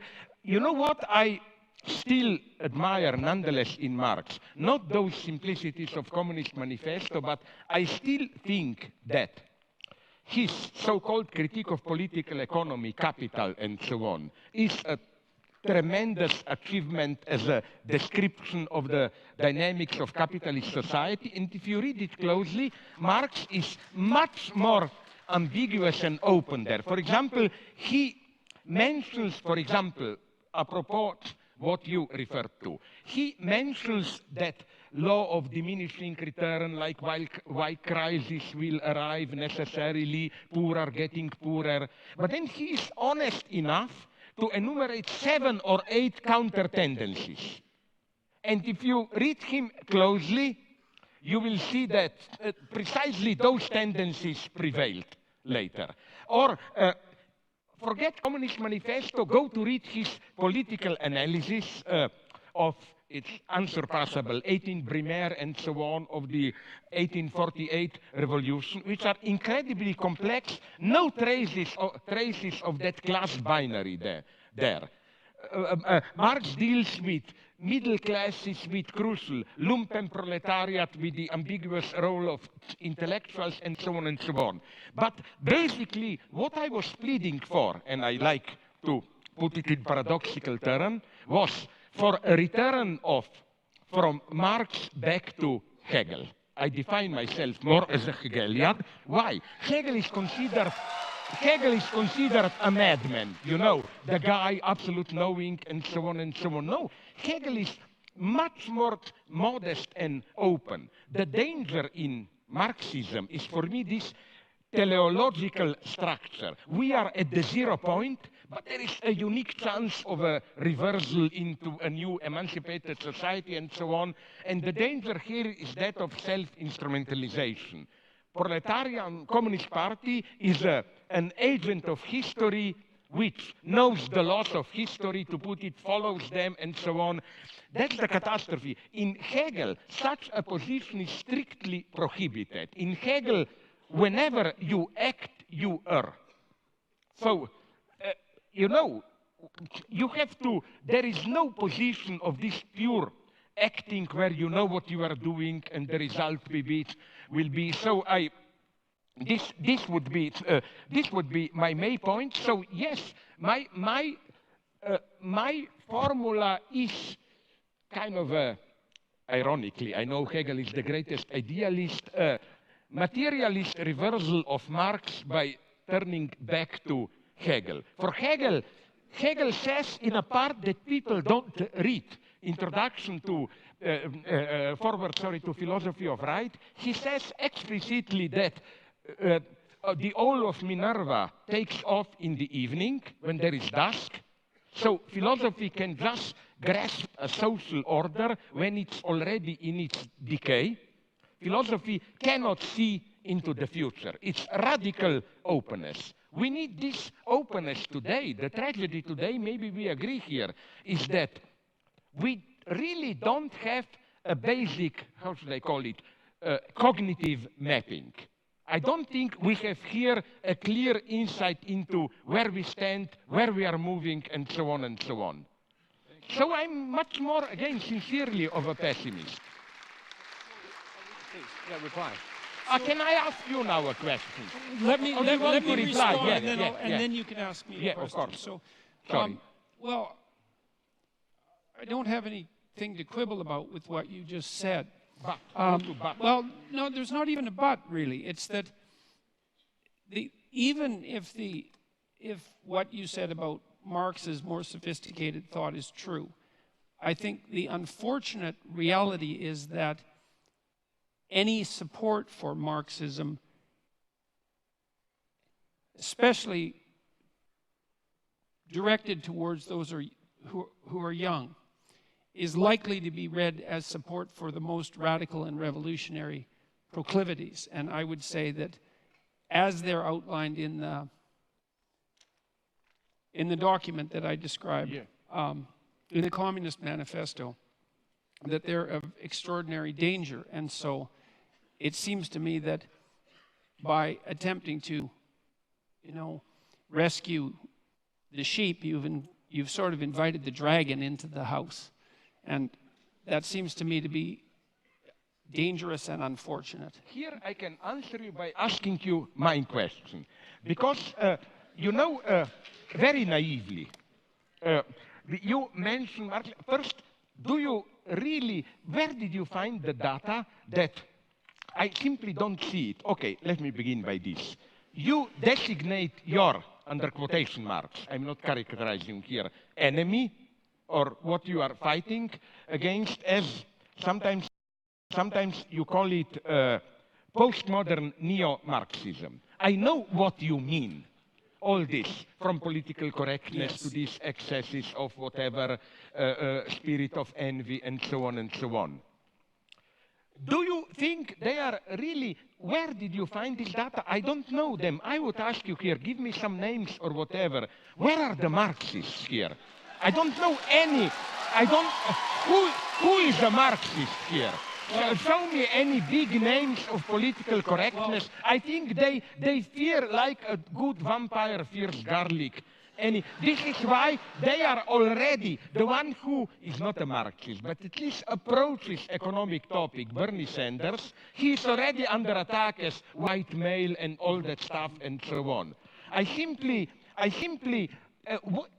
My problem would be this one. What you describe as postmodern neo-Marxism, where is really the Marxist element in it? They are for equality. Sorry, where? They are for equality at these cultural struggles, proper names, how do we call each other? Do you see in them, in political correctness and so on, any genuine will of to change society. I don't see it. I think it's a hyper-moralization which is a silent admission of a defeat. That's my problem. Why do you call... Give me... No, it's not a rhetorical question for politely saying you are an idiot, you don't know what you're talking about. It's simply, I would like to know, because you, and I like this often, when you attack somebody, you said aggressively, and what should? Read more, tell me, whom. So I'm asking you now, not read more, I don't advise you, but who are? Give me some names and so on, and who are these postmodern, egalitarian, neo-Marxist, and where do you see any kind even of Marxism? I see in it mostly an impotent, an utterly impotent moralization. Please, I'm so sorry that I was too long. No, that's no problem. Please. Well, I mean, organization like Jonathan Haidt's, what's it called? Heterodox Academy, and other organizations like that have documented an absolute dearth of conservative voices in the social sciences and the humanities, and about 25%, according to the what I think are reliable surveys, approximately 25% of social scientists in the US identify themselves as Marxists. And so there's that. But where are the results? Okay, but can you name me one? I know a couple of Marxists. For example, who does very solid economic work. I don't totally... David Harvey, one. But he writes very serious books of economic analysis and so on and so on. Then there is the old guy who is far from simplification, Frederick Jameson and so on. But they are totally marginalized today. In this politically correct mainstream, you know, I don't see. Well, yeah, your question seemed to me to focus more on the peculiar relationship that I've noticed and that people have disputed between postmodernism and neo-Marxism. And I see the connection between the postmodernist types and the Marxists as a sleight of hand that replaced the notion of the oppression of the proletariat by the bourgeoisie as the oppression by one identity group by another.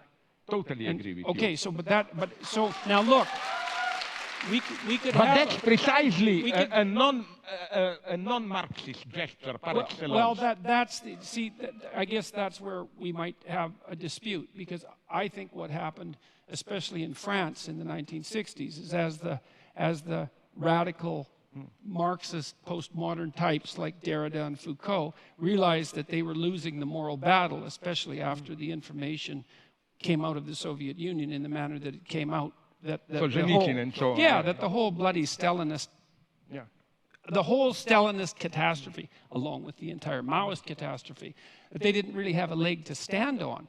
And instead of revising their notion that human history, and this is a Marxist notion, should be regarded as the eternal class struggle between the economically deprived and the oppressors, they just recast it and said, well, it's not based on economics, it's based on identity, but it's still fundamentally oppressor against oppressed. And to me, that meant that they smuggled the fundamental narrative of Marxism and many of its goals back into the argument without ever admitting that they did so. Now, I've been criticized, for this supposition, because people who are postmodernists say, look, one of the hallmarks of postmodernism is skepticism of meta-narratives. It's like, I know that perfectly well. And I also know that Marxism is a meta-narrative, and so you shouldn't be able to be a postmodernist and a Marxist. But I still see the union of those two things in the insistence that the appropriate way to look at the world is to view it as the battleground between groups defined by a particular between individuals defined by a particular group identity, so that the group identity becomes paramount, and then the proper reading is always oppressor versus oppressed. With a secondary insistence that's very similar to Marx's insistence upon the moral superiority of the proletariat, that the oppressors are by definition, because they're oppressed, morally superior. And there's the call for perhaps not revolutionary change, although that comes up above, but change in the structure so that that oppression disappears, so that a certain form of equality comes about. Now, you argued that Marx wasn't a believer in equality of outcome, and I'm not so sure about that, because his notion of the eventual utopia that would constitute genuine communism was a place where all class divisions were eradicated. And so there's at least, well, there's at least an implication that the most important of the hierarchies had disappeared.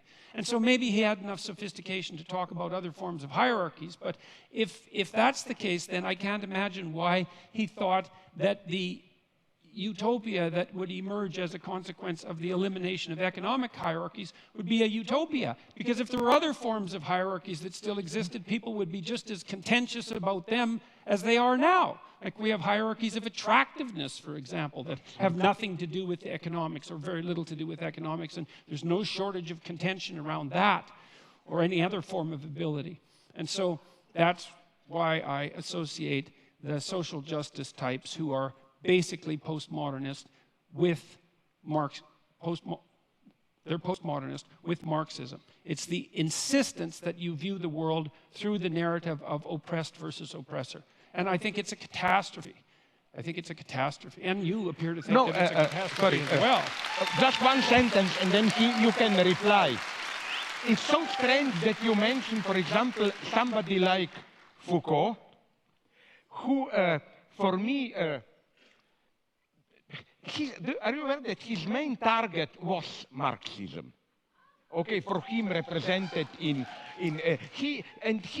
his game was never a radical change, and this is what I don't like in this, what you call postmodern, let's not call them Marxists, but revolutionaries. It's this enjoying your own self-marginalization.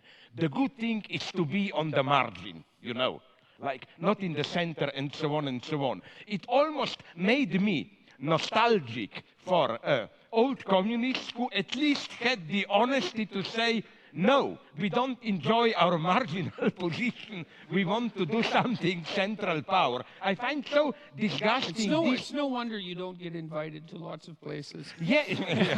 No, you know, Foucault for me embodies this logic of revolution, and by revolution he meant any social change, serious, that small resistances and so on, small marginal places of resistance and so on and so on.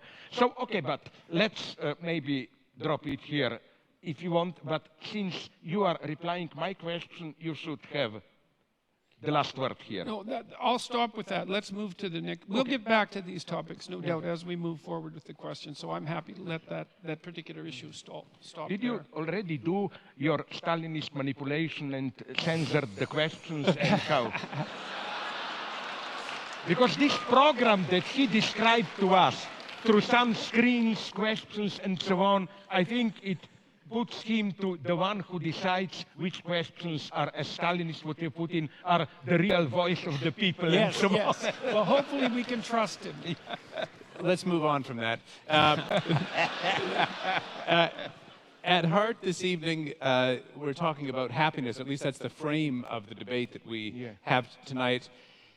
And you've both been, in your work and also tonight, very critical of happiness as mere hedonism, pleasure-seeking, or even simply as a feeling. What does true or deeper human happiness consist of, and how is it attained? You? I don't care. Well, I don't, first of all, there's something you said 5 minutes ago or so, I think you were still at the podium, that I agree with profoundly, which is that happiness is a side effect. It's not a thing in itself. It's something that comes upon you. It's like an act of grace in some sense. And my sense is that... I accept even the theological undertone of what you said. Okay, no, the category of grace can be used in a perfect atheist sense. It's one of the deepest categories. Yeah, well, I'm sorry. Okay, good. Well, I would think that we could find agreement about that partly because of your psychoanalytic background. You know perfectly well that we're subject to forces within us that aren't of our voluntary control. And certainly happiness is one of those, because you cannot will yourself to be happy. You might be able to will yourself to be unhappy, but you can't will yourself to be happy. There are certain preconditions that have to be met that are quite mysterious in order for you to be happy, and then it happens. And then maybe if you're wise, you regard that as a minor incomprehensible miracle that somehow you happen to be in the right place at the right time. Now, I've made the case that the most effective means of pursuing the good life, which is not the same as pursuing happiness, is to adopt something like a stance of maximal responsibility towards the suffering and malevolence in the world. And I think that that should be pursued primarily as an individual responsibility. It's not like I don't think that political and familial larger organizations are necessary, but in the final analysis, we each suffer alone in some fundamental sense, and we have our own malevolence to contend with in some fundamental sense, and the proper beginning of moral behavior, which is the proper beginning of the right way to act in the world, is to take responsibility for that.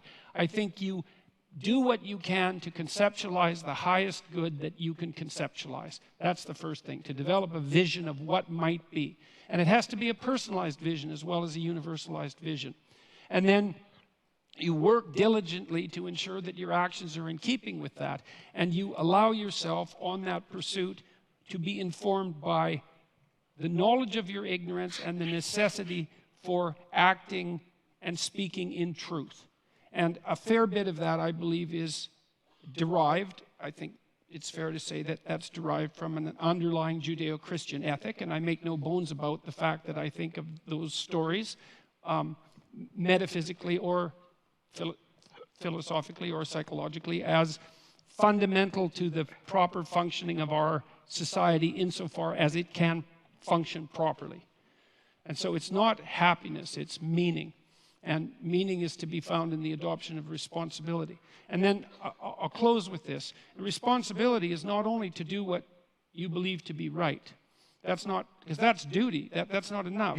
That's sort of what the conservatives put forward as the ultimate virtue, which is duty. It's not that. It's that you're acting in a manner that is in accordance with what you believe to be right, but you're doing it in a manner that simultaneously expands your ability to do it, which means that you cannot stay safely ensconced within the confines of your current ethical beliefs. You have to stand on the edge of what you know and encounter continually the consequences of your ignorance to expand your domain of knowledge and ability so that you're not only acting in an efficient manner, but you're increasing the efficiency and productivity and meaningfulness of what it is that you're engaged in. And I think that, and I believe that the psychological evidence supports this, even the neuropsychological evidence, is that that's when true happiness descends upon you, because it's an indication from the deepest recesses of your psyche, biologically instantiated, that you're in the right place at the right time.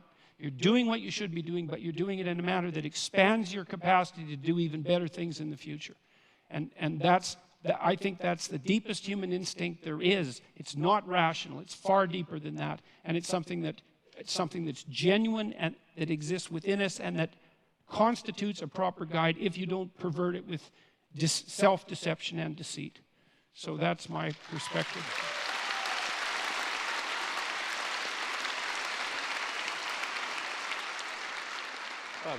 Yeah, okay. I'll try, if you are stupid enough to believe me, to be brief. You know? First, I like very much what you began with, this grace, or whatever we call it, moment of happiness. And I would like to, would you agree that the same goes for love, I think? We have in English, and they have it in French. I don't know if in other languages they have it. We use the verb to fall in love, which means it's in this sense, in some sense, a fall. You are surprised, you are shocked. Authentic love, I think, is something very traumatic even in this sense. I always like to use this example. Let's say you live a stupidly happy life. Maybe one night stand here and there, you drink with friends, then you fall in love passionately. This is, in some sense, a catastrophe for your life. All the balance is lost and so on. You know. That's why Cupid has arrows. Sorry? Yeah. Right. Yeah. Absolutely. So, where I First, second, surprisingly maybe for you, I agree with your point about Judeo-Christian legacy, for which I am very much attacked, Eurocentrist and so on and so on. I wonder if you would agree with it. I will try to condense it very much. You know what's for me the deepest, I simplify to the utmost, something unheard of, and I, as an atheist, accept the spiritual value of it, happens in Christianity. In other religions, you have God up there, we fall from God, and then we try to climb back through spiritual discipline, whatever, training, good deeds, and so on and so on. The formula of Christianity is a totally different one. As we philosophers would have put it, you don't climb to God. God, you are free in a Christian sense when you discover that the distance that separates you from God is inscribed into God himself. That's why I agree with those intelligent theologists, like my favorite, Gilbert Keith Chesterton, who said that the cross, the crucifixion, is something absolutely unique because in that moment of Eli, Eli, lama sabachthani, God, Father, why have you abandoned me? For a brief moment, symbolically, God himself becomes an atheist in the sense of, you get a gap there. And that is something so absolutely unique. It means that you are not simply separated from God. Your separation from God is part of divinity itself. And we can then put it also in other terms, maybe closer to you, like that.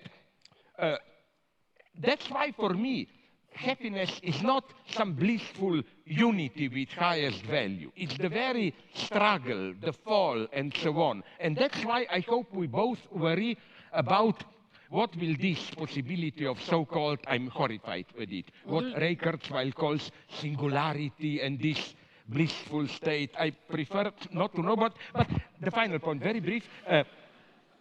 What I only don't quite get, why do you put so much access to this? We have to begin with a personal change. I mean, this is also the second or which one, I don't remember, forgive me, of your slogans in your book. First set your house in order, then. But I have an extremely common sense, naive question here. But what if in trying to set your house in order, you discover that your house is in disorder precisely because the way the society is messed up, which doesn't mean, okay, let's forget about my house. But you can do both at the same time, and I would even say, I will give you now the ultimate example, yourself. Isn't it that you are so socially active because you realize that it's not enough to tell to your patients, set your house in order.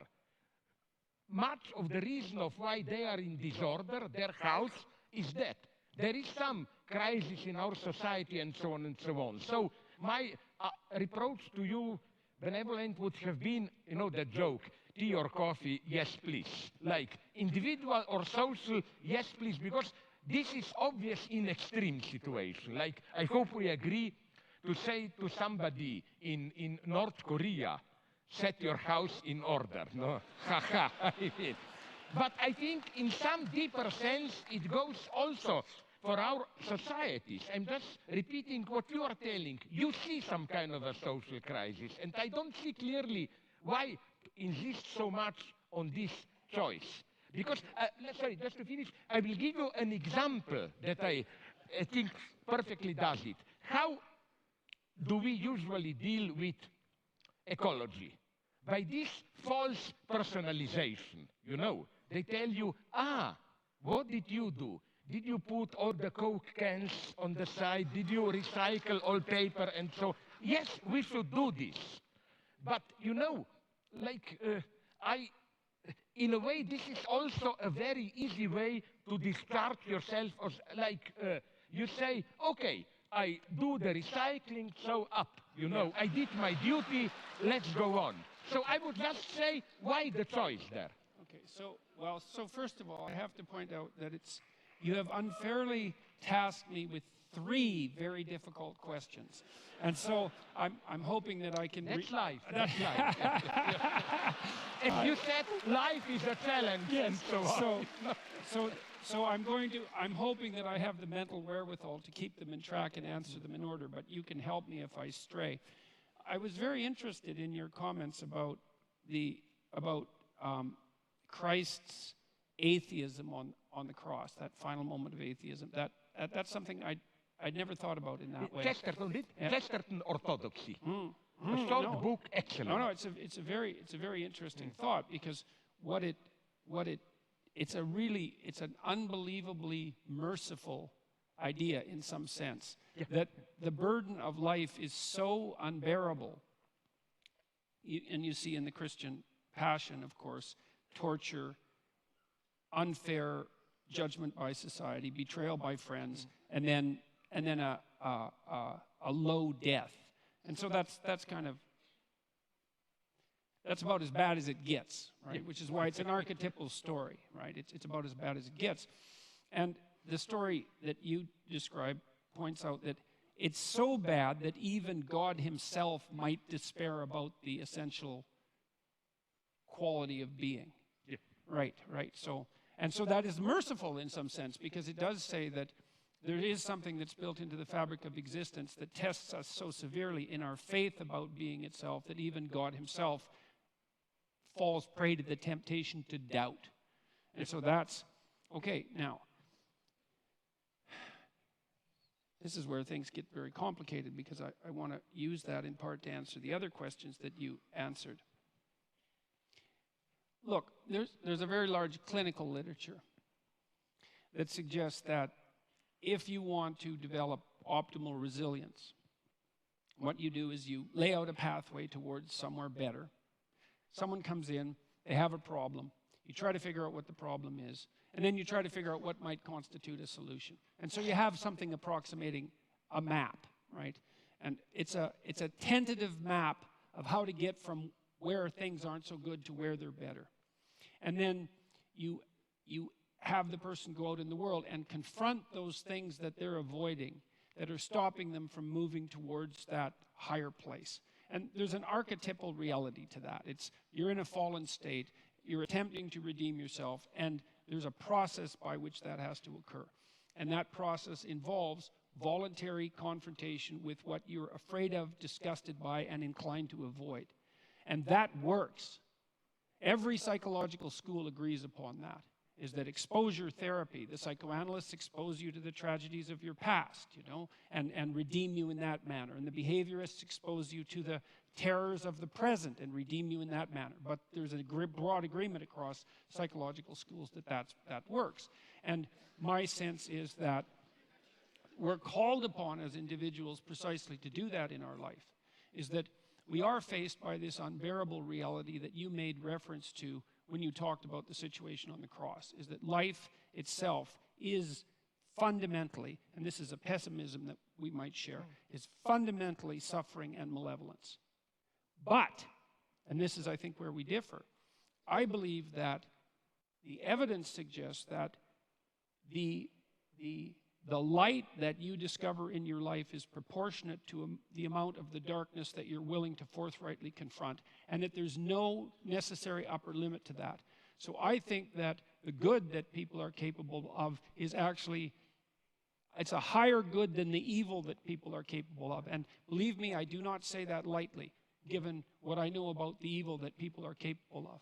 And I believe that the central psychological message of the biblical corpus, fundamentally, is that. That's why it culminates, in some sense, with the idea that it's necessary to adopt, it's necessary to confront the devil and to accept your, what would you say, the unjustness of your tortured mortality.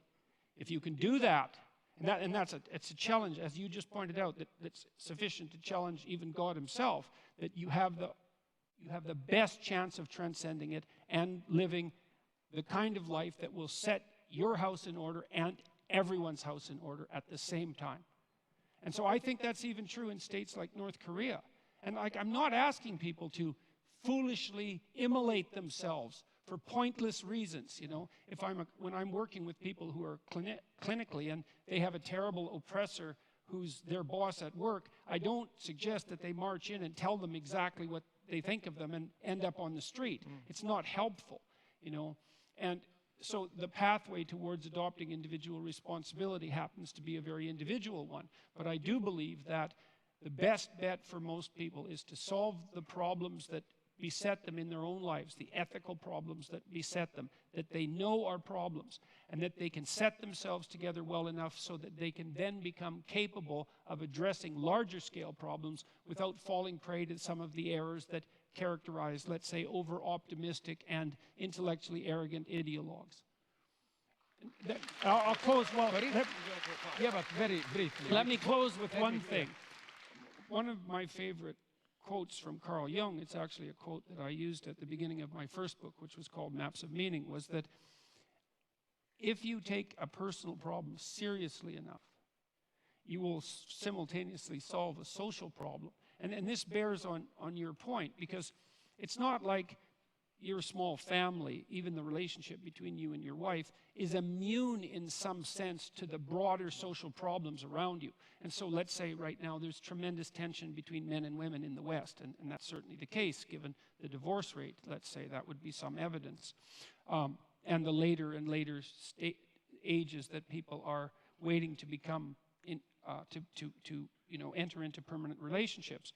There's a real tension there. And then if you do establish a relationship with a woman or a partner, but we'll say a woman in this particular case, you are instantly faced with all of the sociological problems in a microcosm in that relationship. And then if you work those damn problems out, if you can work them out within your relationship, then you can get some insight. It's not complete insight, but you can get some partial insight into what the problem actually is and get the diagnosis right, and you've moved some small measure forward in addressing what might constitute the broader social concern.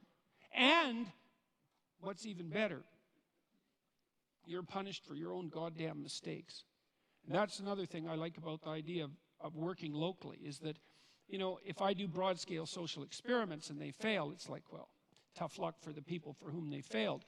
But if I'm experimenting on myself within the confines of my own relationship and I make a mistake, I'm going to feel the pain. And that's good, that's just, but it also gives me the possibility of learning. And so I believe that you do solve what you can about yourself first before you can set your family straight and before you should dare to try to set the world straight. Otherwise, you degenerate into this kind of, you already talked about it, this shallow moralizing, well, I've divided my goddamn Coke cans up, and now I can spend more money on new packaging at the supermarket, which is exactly what the psychological research indicates that people do if they perform a casual moral action. They immediately justify committing a less moral action because they've put themselves in a higher moral place. And you might, if you were a real pessimist, you'd say, well, that's why they performed the action to begin with. I think that's often true. That's associated with that shallow moralizing. Are we too much in this direction, or again, I will put in my Stalinist terms, would you go as far as to say, who needs the people? We talk for the people, and we know better than the people. No, because I don't want to take too much of the time for the public, but you know what interests me? Would you then agree, because this is how Hegel reads the story of the fall, that fall really is felix culpa, in the sense that for Hegel, before the fall, we are simply animals. It's through the fall that you perceive goodness as what will drag you out of the fall. So in this sense, fall is constitutive of the very, you know, it's not you fall from goodness. You fall, and that's the dialectical paradox. Your fall retroactively creates what you fell from, as it were. And that's the tough lesson for cheap moralists to to accept. But you know where I see, very briefly, maybe a counter question. What fascinates me, we didn't cover this, I didn't cover this, but speaking about ideology, would you agree? What fascinates me more and more is not big ideology in the sense of projects and so on. In our cynical era, people claim, oh, we no longer take them seriously and so on. But, and here, for me, social dimensions enters even our intimate space. Implicit beliefs, ideological presuppositions, why not, which we embody in our most common daily practices. For example, probably some of you already know it, I will nonetheless repeat a very shortened version. I was occupied at some point by the structure of toilets in Western Europe. I noticed this specificity of German toilets, where, you know, the shit doesn't disappear in water, it is there exposed so that you smell it and control it for whatever, and I immediately associated it with German spirit of poetry and reflection and so on. It's a bad joke, but what I'm saying is that in a sense, and I've spoken with some specialists, I was so intrigued by how do you construct toilets, and they admitted it. There is no direct utilitarian reason. It is as if, even in something as vulgar as going to the toilet, ideology in this deeper sense is there. Another thing that at the same level, I repeat one of my old jokes, that fascinates me intensely is how it's not just as superficial psychoanalysts claim, we pretend to be moral, to believe, but deeply we are cynical egotists. Quite often in today's times, we think that we are free, permissive, and so on, but secretly we are dominated by an entire pathological, or not even often pathological, structure of prohibitions and so on. So we may, and this is what interests me so much, precisely in today's time where, and this is how, would you agree, we would explain these simple facts which may appear weird, that how apparently they tell us we live in permissive times. Take your pleasure, enjoy it. But at the same time, there is probably, so some clinicians are telling me, more frigidity and impotence than ever. Yes. That the lesson of psychoanalysis, I hope we agree, is not this vulgar one. You cannot perform sexually, you go to a psychiatrist, he teaches you how to get rid of authority and so on. It's a much more complex situation. And this is what interests me immensely. All this set of implicit beliefs, how you don't even know, but you know, I will repeat the story that half of you know, and you, my favorite, that Niels Bohr anecdote. You know, he had a house outside Copenhagen, the quantum physics guy, and he had a horseshoe, a superstitious, above his door, yes, and then a friend asked him, but do you believe in it? Why do you have it there? And he said, of course not, I'm a scientist. Why then do you have it there? Because I was told it works. The idea is it prevents evil spirits to enter the house. It works even if you don't believe in it. Yeah. That's ideology today. That's ideology today. It's fundamental. Okay, so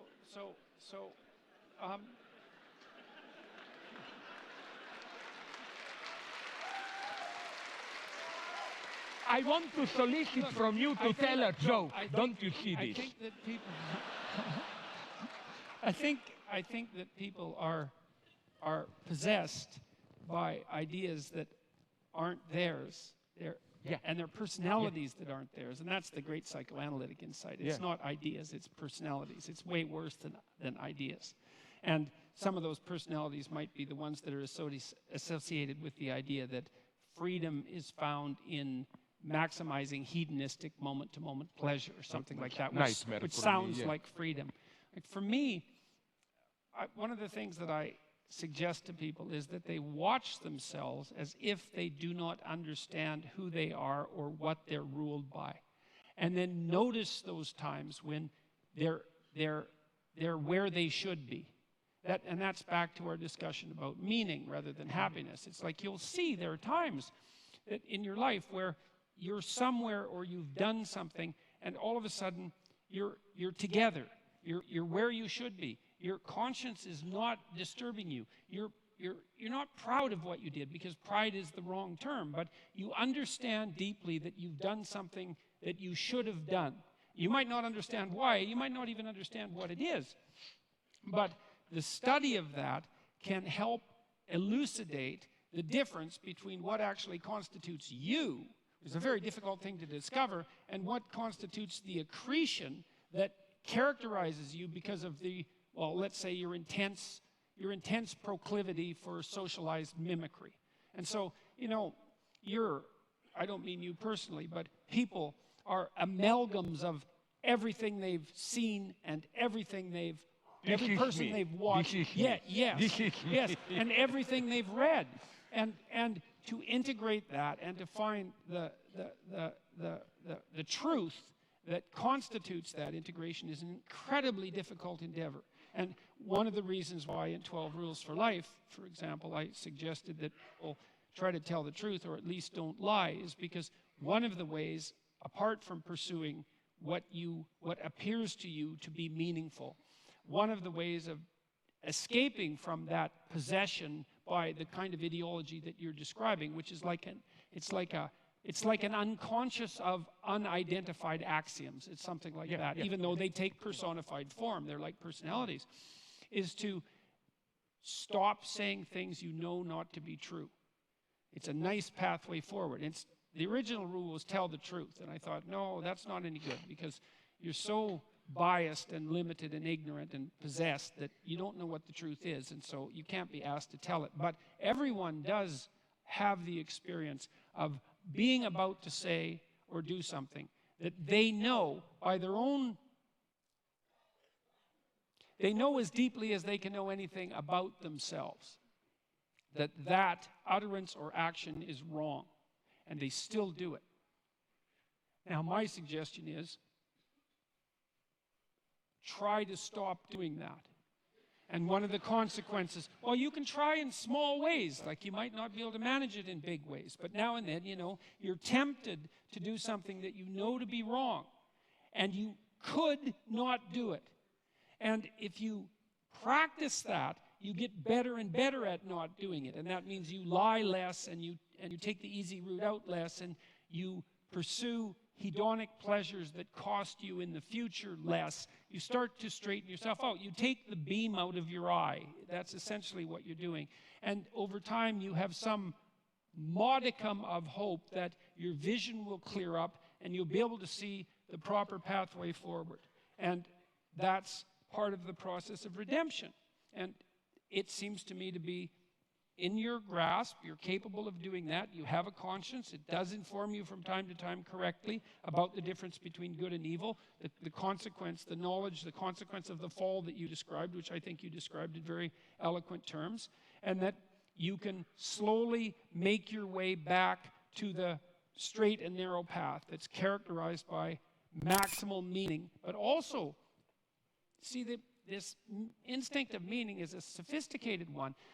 It's not that I'm making a case for the individual, like Ayn Rand makes a case for the individual.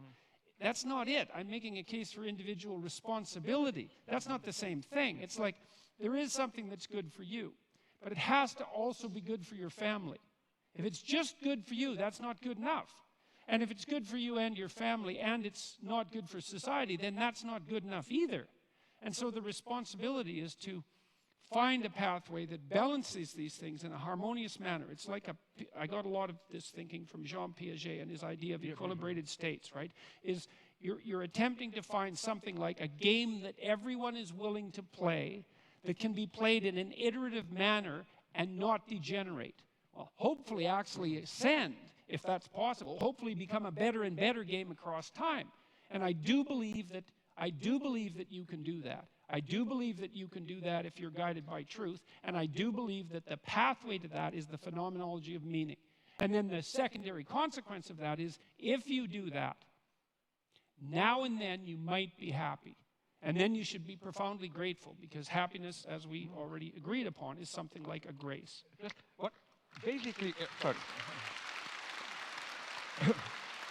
Again, my pessimism comes here. I agree with you, but the danger here ideology can massively enter. You describe a nice situation. You are tempted or ordered or whatever to do something that you know it's wrong. But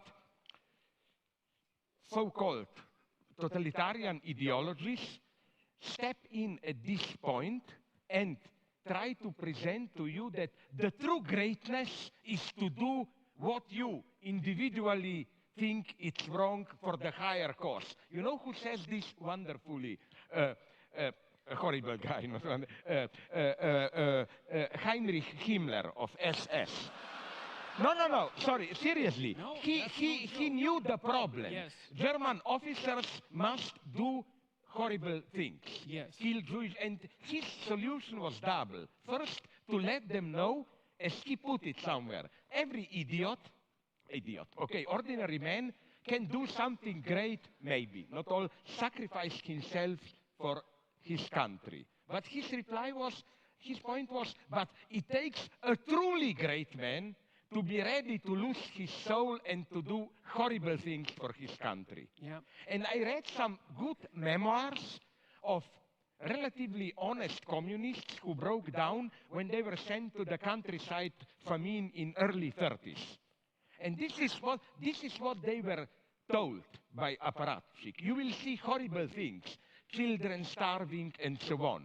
Remember, there is the higher cause, and your highest ethical duty is to overcome this small bourgeois sentimentality. And so here I see the danger of, again, my pessimism, false meaning, which can massively cover this false narrative. Second thing, also the solution by, I wonder if you share this pessimism of mine, another one by Himmler. You know what was his sacred book I read? He all the time had a special leather-bound copy in his pocket, Bhagavad Gita. He said, his problem was this one. He puts it perfectly. Nazi officers have to do SS horrible things. How to enable them to do it without themselves becoming horrible beings? His solution was Oriental wisdom. To learn to act from distance, I am not really there. And this was the shock of my life. Based on this, do you know the book? I found a book, the guy then wrote many books, Brian Victoria, Zen at War. It's a shocking book, especially horrible for many so-called anti-Eurocentrists who claim our monotheism is guilty of everything, we need Oriental. Yeah, but that book is about apart from a couple of exceptions, the behavior of Zen Buddhist community in Japan in the 30s, early 40s. Not only they totally supported Japanese expansion into China, they even provided properly Zen Buddhist justification for it. For example, the one, you know who did this? No, you are not as old as me. I remember him, D.T. Suzuki, the great yeah, but okay, he was doing this in the 60s, but as a younger guy, he was fully supporting Japanese militarism, and one of his justifications was this one, the advice of Japanese military to them to support Zen Buddhist training. Because he says, it's one of the most horrifying things that I've ever read, he said, sorry, don't take it personally, but let's say an officer orders me, if I were to tell this to you, it would be too obvious, so I pick you, I have to kill you, stab you with my knife. And he says, if I remain in this illusionary self, then I feel responsible, I kill you. But he says, if you are enlightened by Zen Buddhism, then you know there is no substantial reality. You become a neutral observer of your life, just a flow of phenomena, and you tell yourself, it's not that I am killing you, but in the cosmic dance of phenomena, my knife is floating and somehow your knife false. You know what I'm saying? This, I'm not disputing some spiritual greatness of Zen Buddhism.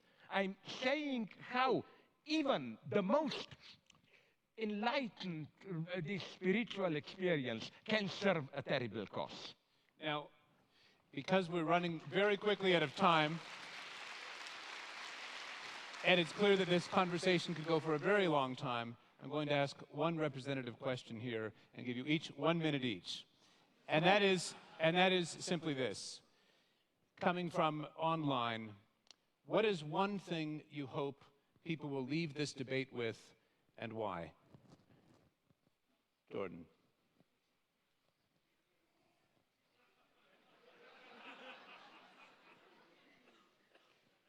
I hope they leave this debate with a belief in the power of communication between people with different views.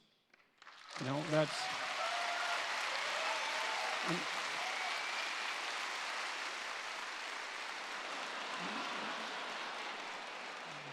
I mean, there is a growing idea on college campuses, tell me if I go over my minute, that there really is no such thing as free speech because people are only the avatars of their group identity and they have nothing unique to say. And besides that, there's no communication across boundaries of identity or belief. And I think that that's an unbelievably dangerous and pernicious doctrine. And I think that people of goodwill, despite their differences, can communicate, and they can both come out of that communication improved, even though there might be some dissent and some dissent on the way. And so that's what I would hope people would come out of this. Thank you. I will be more concrete, even politically. There is today, so it appears, this big conflict between all that postmodern stuff that you oppose and this alt-right and so on.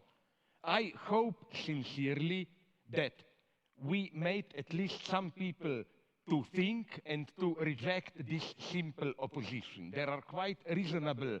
the only alternative to alt-right is not political correctness and so on. And now I'm speaking not for you, but for me. Please, if you are a leftist, don't feel obliged to be politically correct. Think, don't be afraid to think. And especially, would you agree, one great version of not thinking is how immediately, if they don't agree with you, you are labeled a fascist. But that's the laziness. People find something they don't agree with, instead of thinking, they think about something we all agree was a bad thing, you are a fascist, and so on. You know, it's not as simple as that. Even Trump, of whom I'm deeply critical, no, I'm sorry to tell you, yes, he is a catastrophe in the long term and so on, but he is not a fascist. You make it all too easy to play these games. I just want, not a positive result, but to shatter you a little bit, to make you think. I have always felt that the greatest conversations are unfinished ones. Please join me in thanking Slavoj Zizek and Jordan Peterson for a great unfinished conversation.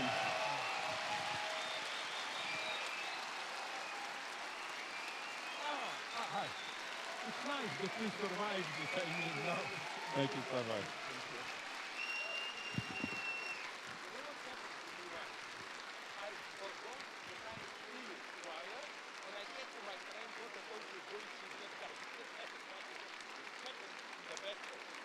Shall we wave to everyone? All right. We go out this way.